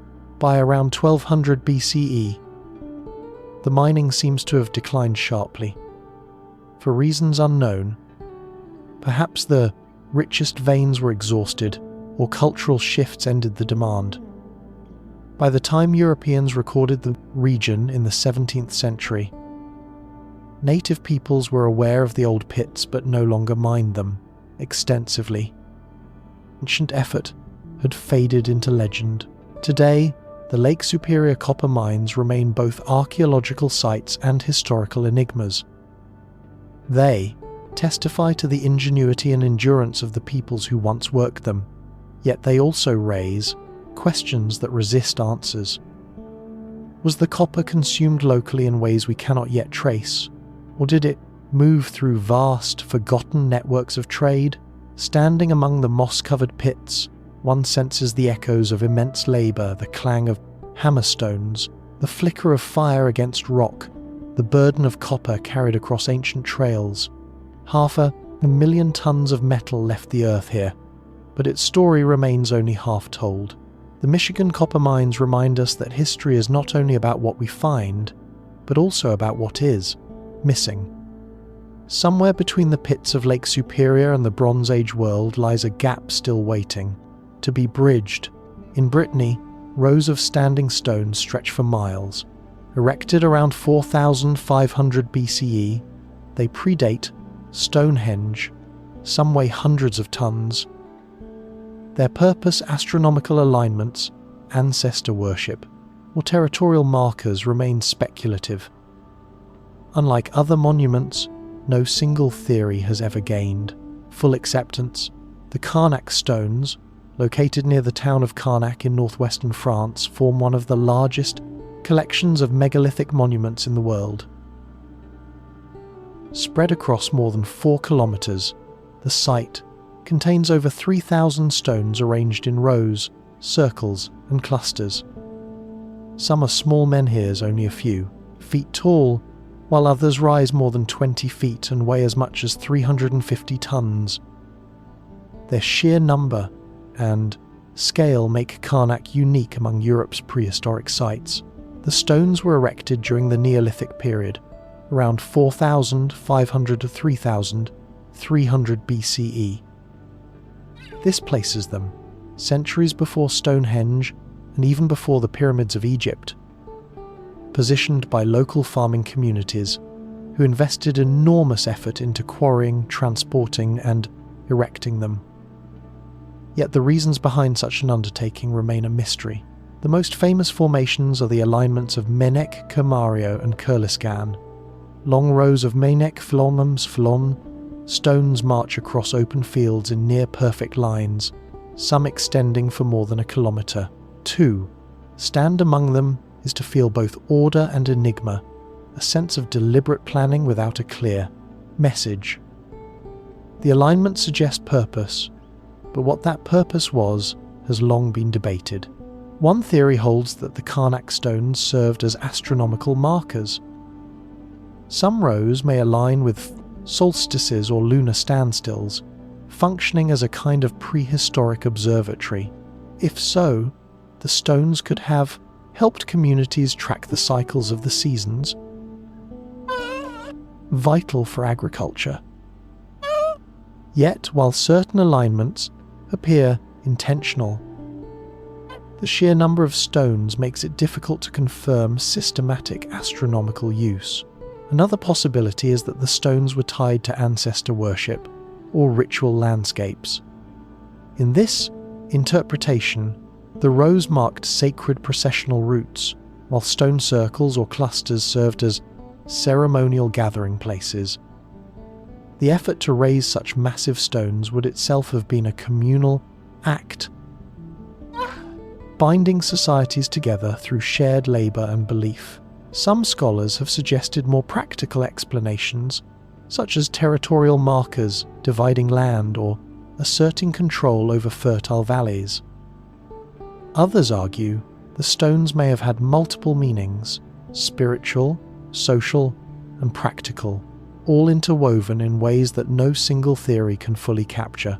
Excavations have revealed burials and artifacts near some of the stones, reinforcing the idea of ritual use. Yet the absence of written records leaves interpretation open. Unlike Egypt or Mesopotamia, Neolithic Europe left no text to explain its monuments. The stones themselves are the only testimony, silent and unyielding.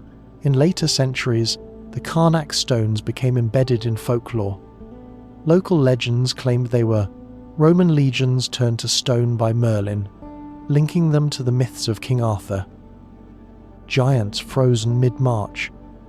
Such stories reflect how later generations struggled, as we still do, to make sense of the endless lines of stone.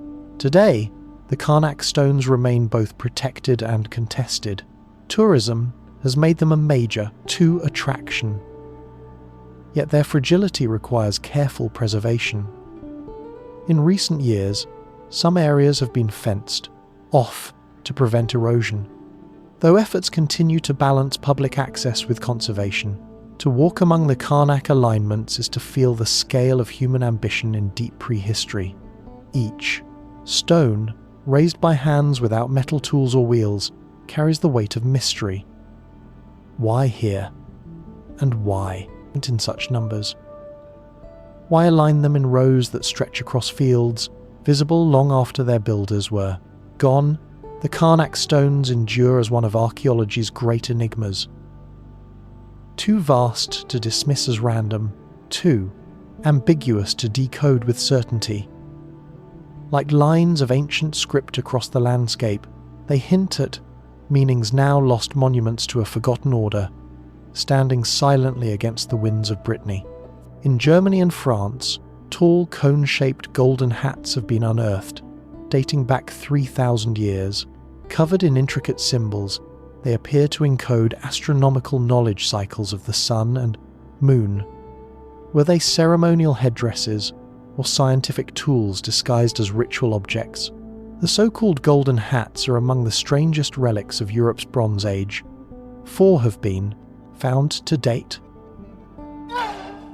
The Berlin Gold Hat, the Golden Cone of Aventon in France, the Golden Hat of Schifferstadt, and the Golden Cone of Ezelsdorf-Buch. Each is a tall, tapering cone, some nearly 3 feet high, crafted from a single sheet of thin gold, hammered and decorated with extraordinary precision. Their surfaces shimmer with thousands of tiny punch symbols, circles, spirals, and bands arranged in repeating patterns. At first glance, the hats seem purely ceremonial, too fragile for practical wear. Yet their decoration holds a deeper puzzle. In the 1,990 seconds, researchers realized the symbols form a lunar solar calendar, capable of predicting the cycles of the sun and moon over periods of up to 19 years. This corresponds to the Metonic cycle, a sophisticated calculation only documented much later in Babylonian and Greek astronomy. If Bronze Age Europeans encoded this knowledge in gold, it suggests a scientific tradition far more advanced than once believed. The calendar theory explains the hat's repeating motifs. By counting the symbols in specific bands, one can calculate lunar months, solar years, and the relationship between them. Such knowledge would have been essential for agricultural societies, guiding planting, harvests, and festivals tied to the seasons. 2. Encode this information in gold suggests it was both sacred and powerful knowledge reserved for priests or elites. But if they were calendars, why make them as hats? Some scholars argue they were ritual regalia, worn by high priests or chieftains during ceremonies. The glittering gold, catching the sun, would have marked the wearer as a figure of cosmic authority, embodying the link between heaven and earth. Suggests the hats were not worn at all but displayed as cult objects, their conical shapes symbolizing mountains, rays of sunlight, or even the axis of the cosmos. The craftsmanship itself is mysterious. The hats are made from gold sheets less than a millimeter thick, yet tall enough to collapse without careful reinforcement. How Bronze Age smiths achieved such delicacy, and why they invested so much precious metal in objects with no obvious utilitarian function remains unclear. Their survival is remarkable. Fragile artifacts that endured through millennia, preserved by chance in burials or hoards. Context provides few clues. The Schifferstadt hat, discovered in 1835, was found buried upright with 3 bronze swords, suggesting ritual deposition. The Aventon cone was unearthed in a field with no associated artifacts. The Berlin gold hat's origins are uncertain, as it surfaced on the antiquities market in the 19th century. None were recovered from clear temple sites, leaving interpretation open. The golden hats also raise questions about knowledge transmission in prehistoric Europe. If they truly encoded astronomical cycles, who created this system? And how widespread was it? Were there schools of priest astronomers passing down secrets orally, embedding them in objects that fused science and ritual? Or are we imposing modern readings on symbols that had very different meanings for their makers? To stand before one of the Golden Hats today is to face both artistry and enigma. The thin gold gleams under museum lights, its surface crowded with patterns whose meaning hovers just beyond certainty. Whether worn by rulers, used as teaching tools, or worshipped as sacred emblems, they demonstrate that the people of Bronze Age Europe were not merely farmers and warriors, but observers of the heavens, encoding time itself in glittering cones of gold. The Golden Hats endure as reminders of a world where science and ritual were not separate, where the cycles of the cosmos were mysteries revealed only to a chosen few. Were they calendars, crowns, or both at once?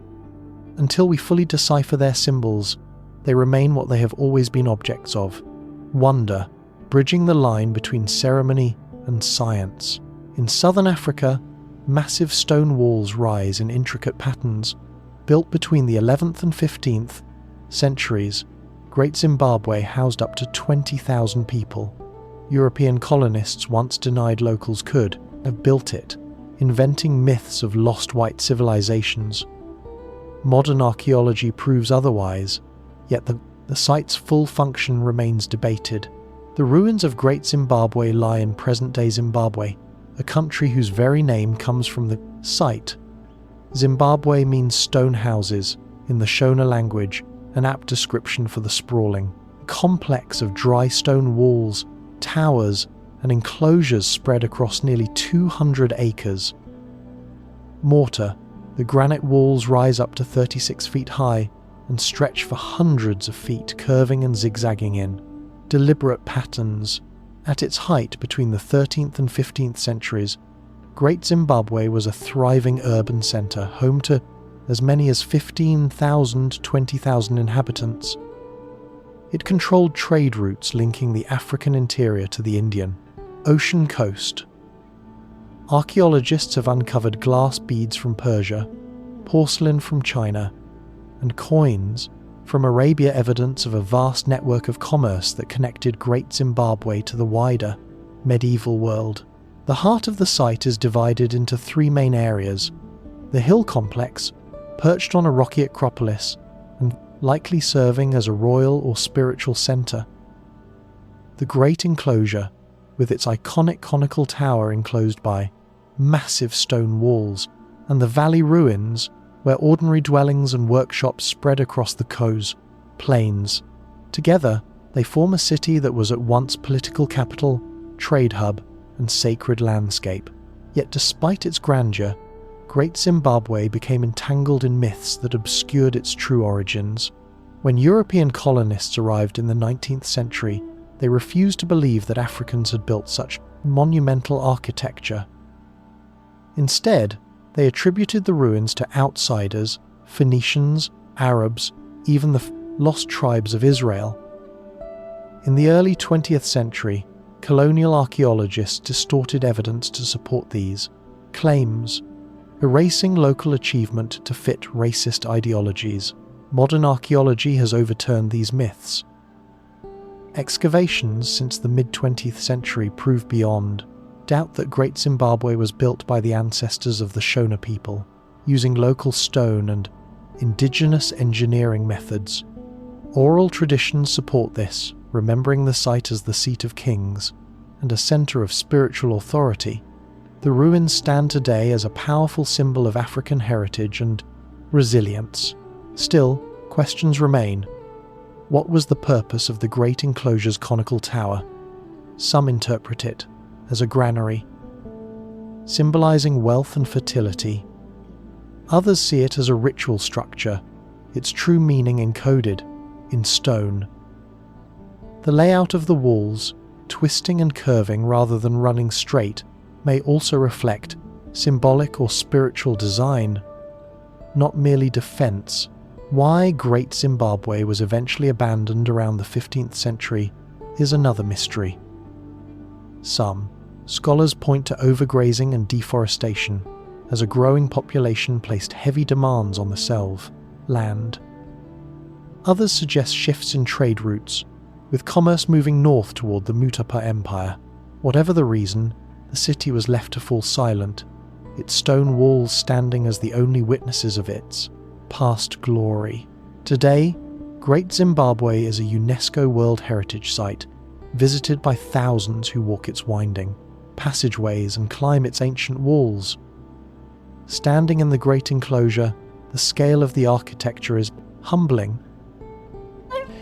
The dry stone walls curve with precision, each granite block carefully fitted, enduring centuries of weather without collapsing. Great Zimbabwe reminds us how easily history can be misinterpreted or deliberately distorted. Decades. Myths of lost white civilizations obscured the truth. Now, we recognize the ruins as what they are. The achievement of African builders, merchants, and leaders whose city was once among the great centers of the medieval world. Yet the site remains partly enigmatic. Its exact political system, spiritual meanings, and reasons for decline are still debated. Great Zimbabwe endures not only as proof of African ingenuity, but also as a riddle written in stone, a civilization misunderstood, yet never forgotten.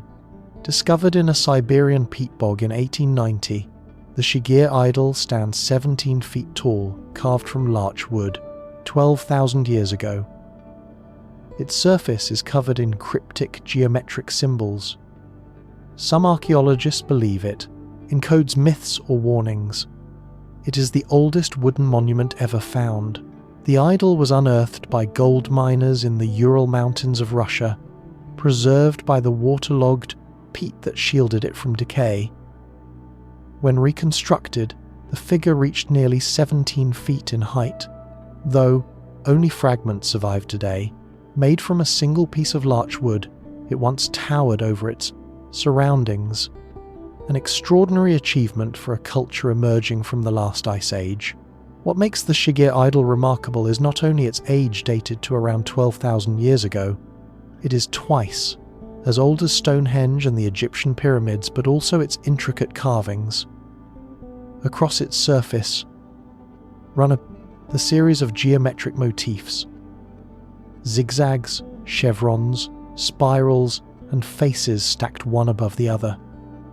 These designs seem intentional, ordered, and deeply symbolic, yet their meaning remains unknown. The carvings were made using tools tipped with stone or bone, their precision revealing both skill and intent. Some archaeologists suggest the symbols may represent a narrative sequence, perhaps encoding myths, genealogies, or moral lessons. Others believe the designs are territorial markers or warnings, messages carved for both humans and spirits. Symbolism in human history. The faces are particularly haunting. Carved with triangular noses and hollow eyes, they stare outward from the wood, stacked vertically as if watching in layers. Some scholars interpret them as ancestral, spirits, each face representing a guardian or figure from myth. Others propose they are depictions of supernatural beings connected to early shamanistic traditions of Siberia. The sheer survival of the idol is itself miraculous. Wood rarely lasts millennia. Exposed to air, it decays within centuries. Only the unique conditions of the peat bog preserved it, soaking the wood in minerals and sealing it away from oxygen. Even so, when the idol was first recovered, some sections were already fragmentary. Today, about 9 feet of its original 17 remain, carefully conserved in a Russian museum. For decades, the Shigir idol was dismissed as primitive, its abstract carvings misunderstood. But more recent analysis has transformed our view. Radiocarbon dating confirmed its extraordinary and new studies argue the motifs reflect a complex symbolic system. Far from crude, the idol reveals that age hunter-gatherers possessed sophisticated worldviews, embedding their cosmology in monumental art. The idol also challenges assumptions about when symbolic and ritual complexity emerged. Imagine agriculture as the foundation for monumental art and myth, Yet the Shigir idol predates farming, in the region by thousands of years. It suggests that hunter-gatherer societies, often underestimated, engaged in deep symbolic thought and ceremonial expression long before permanent settlements arose. Interpretation remains elusive. Some see the geometric patterns as representations of landscapes, rivers, mountains, and horizons encoded in abstract lines. Others suggest they represent cosmological layers, the underworld, the human world, and the heavens stacked vertically. Still others argue the patterns were mnemonic devices, used by shamans to recall stories, chants, or rituals. Standing before the idol today, one senses both its scale and its mystery. The wood bears marks from hands long gone, yet the language they spoke through carving has slipped beyond reach. Idol speaks, but in a tongue humanity has forgotten. The Shigir idol is more than the world's oldest wooden monument. It is a message from deep prehistory, preserved by chants, awaiting interpretation. Whether myth, map, or warning, its symbols remind us that the people of 12,000 years ago were not primitive, but storytellers, artists, and visionaries. The idol endures as a sentinel of forgotten knowledge, rising from the Ice Age to confront us across time, an ancient wooden face that still watches and still refuses to explain itself. 37. The Dropper Stones. Messages from the sky. In a remote Chinese cave in the 1930 seconds, circular stone discs were reported, each etched with tiny spirals, resembling writing. Some accounts suggest they spoke of visitors from the stars. Others dismiss the story as exaggerated. The original stones are missing, leaving behind more legend than fact. The story begins in 1938, when Chinese archaeologist Chi Pu-Te allegedly led an expedition into the Bruvi, Bayanhar Mountains, a remote range on the edge of Tibet. Deep inside a cave, his team claimed to have uncovered hundreds of stone discs, each about 9 inches across and less than an inch thick. Their center was a drilled hole, with grooves spiraling outward like phonograph records. To some, it looked like ancient storage devices. To others, they resembled ritual objects or primitive calendars. The discs became known as the Dropper Stones, named after a supposed local tribe described as small, thin, and isolated. What made the discovery extraordinary were the reported inscriptions. Etched along, the grooves were tiny markings, too small to read with the naked eye, which some described as a form of writing. Decades later, in the 1960 seconds, Russian researchers were said to have examined several of the discs. According to sensational accounts, translation attempts revealed they told a story that beings from another planet crash-landed in the mountains 12,000 years ago. Stranded, they sought refuge with local tribes, who at first feared them but eventually coexisted. If true, the stones would represent one of the oldest records of extraterrestrial contact in human history, yet the tale is riddled with problems. No original Dropper stones have ever been verified in museum collections. Most of the information comes from secondary sources, often repeating each other without direct evidence. Some scholars argue the entire story may have been fabricated, born out of Cold War era fascination with space exploration and extraterrestrials. Still, not all dismiss the mystery entirely. Circular stone discs with holes are not unknown in archaeology. Similar objects have been found in China and neighbouring regions, often interpreted as ritual items or symbols of heaven and earth. Some ancient cultures used round jade or stone discs, called bai, as offerings in burials or as cosmic symbols. It is possible the Dropper stones were a misinterpreted version of such artifacts, exaggerated over time into legend. the spirals too remain intriguing. If they existed as described, they may have been decorative, symbolic, or even functional in ways now forgotten. Spirals are among the most universal motifs in prehistoric art, appearing from Europe's megalithic tombs to the petroglyphs of the Americas. Represent cycles, journeys, or celestial movement. The grooves of the Drolpa stones, if real, might reflect this universal language of symbols rather than literal writing. The absence of the stones today keeps the story firmly in the realm of mystery. Without physical evidence, it is impossible to verify the claims of inscriptions or test the stone material. What remains is a tale that has grown over time, half archaeology, half folklore. It has appeared in UFO literature, documentaries, and speculative histories, each retelling layering more detail onto the uncertain original. Reports. In the end, the Drolpa stones are less about what they were and more about what they represent.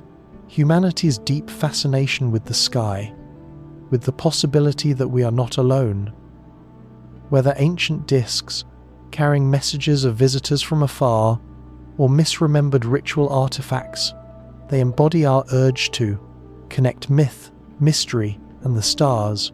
Until an authenticated Drolpa stone appears in a verifiable collection, the story remains unresolved. Legend, carved in spirals, looping endlessly between fact and fiction.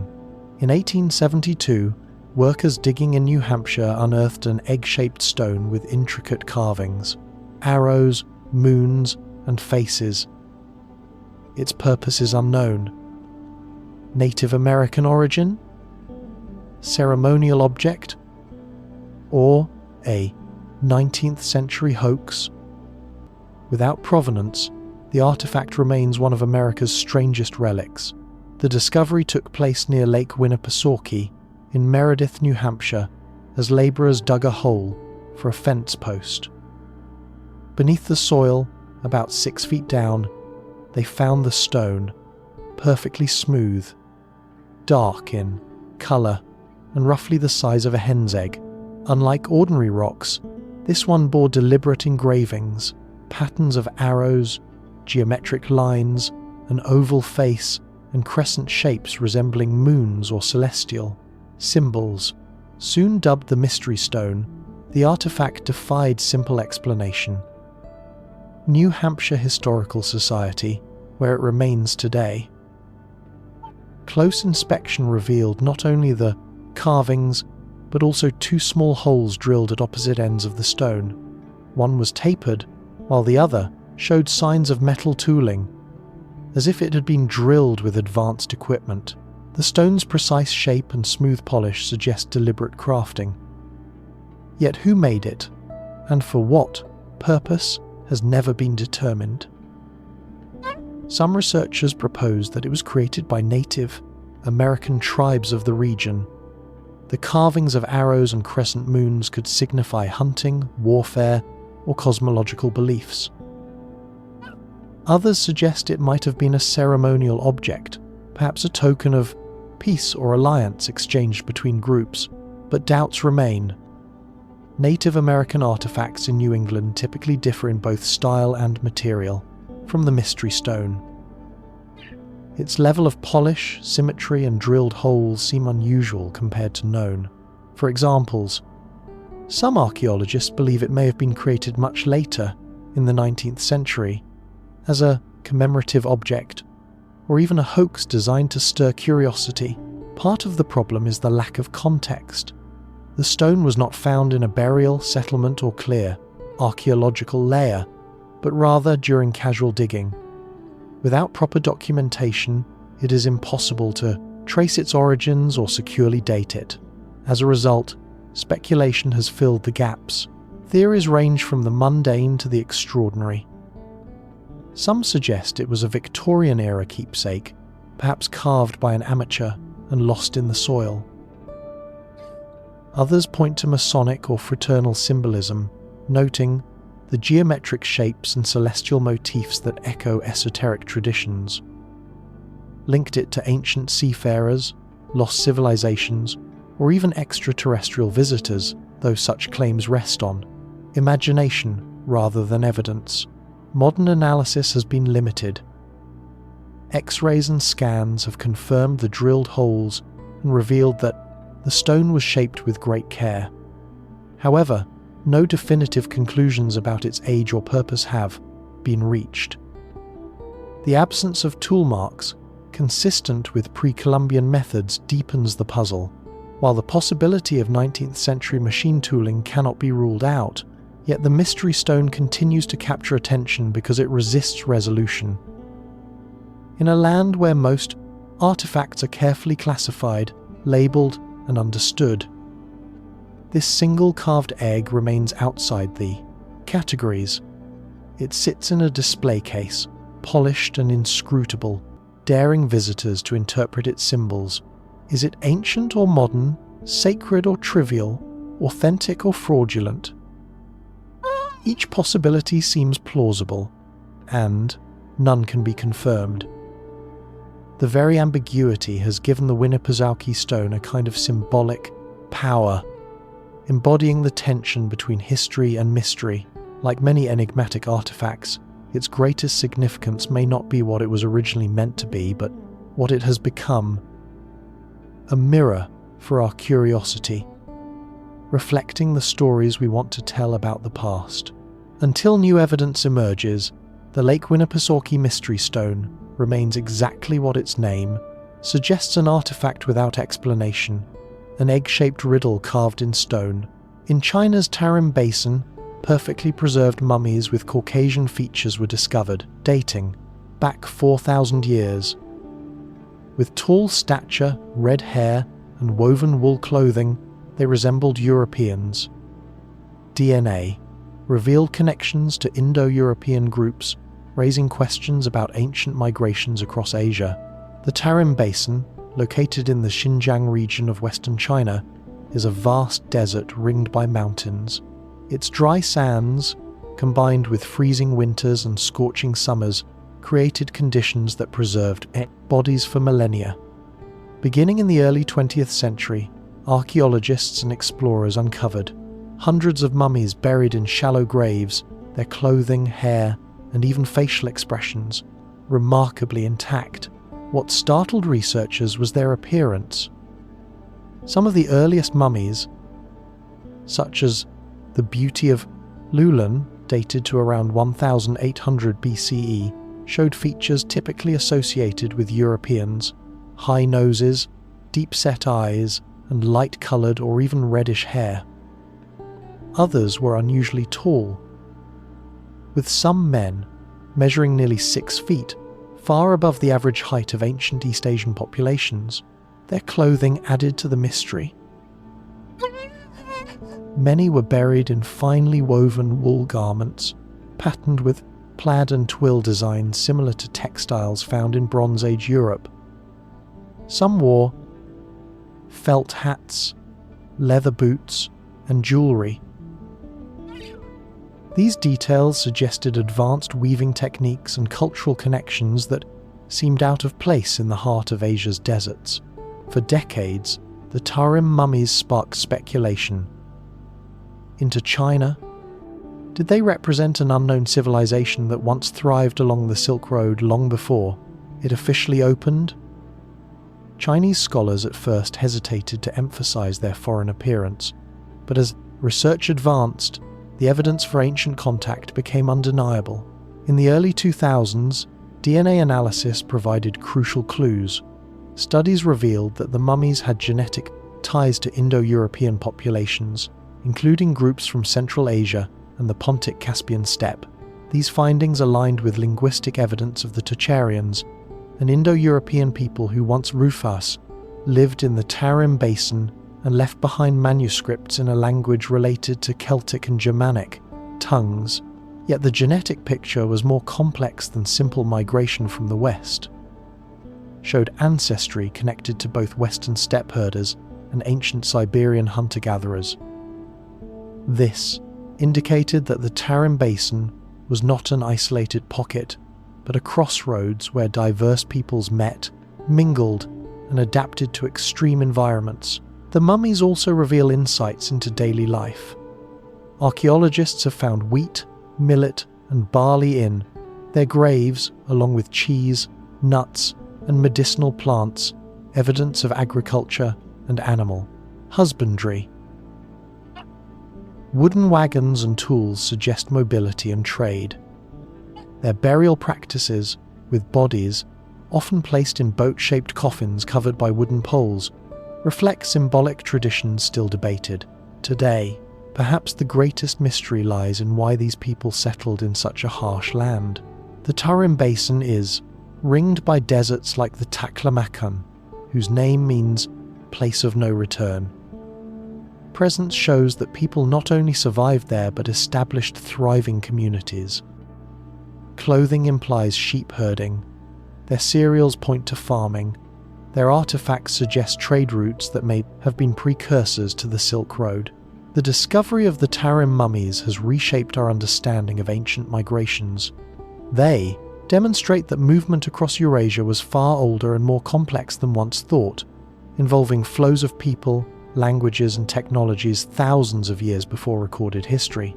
Today, the mummies rest in museums in Xinjiang, where they continue to draw fascination and controversy. To stand before them is to see faces that seem both familiar and foreign, preserved in numbry, uncanny detail by desert sands. Their expressions, frozen across 4 millennia, hint at lives lived at the edge of the known world. The Tarim mummies remain more than archaeological curiosities. They are reminders that human history is not linear or confined, but woven together across continents, deserts, and ages.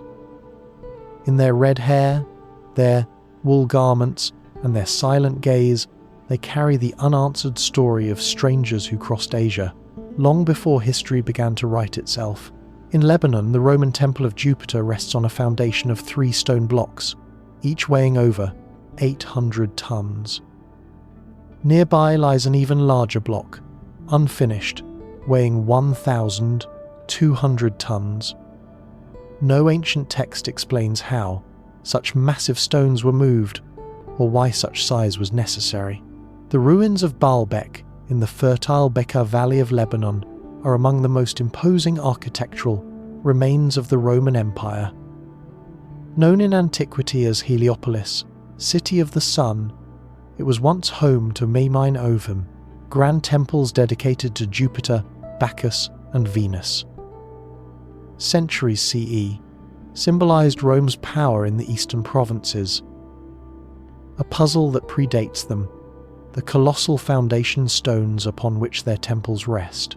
At the base of the Temple of Jupiter lies the Trilithon, 3 massive blocks each measuring about 70 feet long, 14 feet high, and 12 feet thick, with an estimated weight of over 800 tons each. They are fitted so precisely that, even today, a knife blade cannot slide between them. Above and around them, Roman masonry is impressive, but ordinary by comparison. It is the Trilithon that raises questions far beyond engineering norms of the ancient world. Nearby, in the quarries just outside Baalbek, lie even larger stones that were never moved.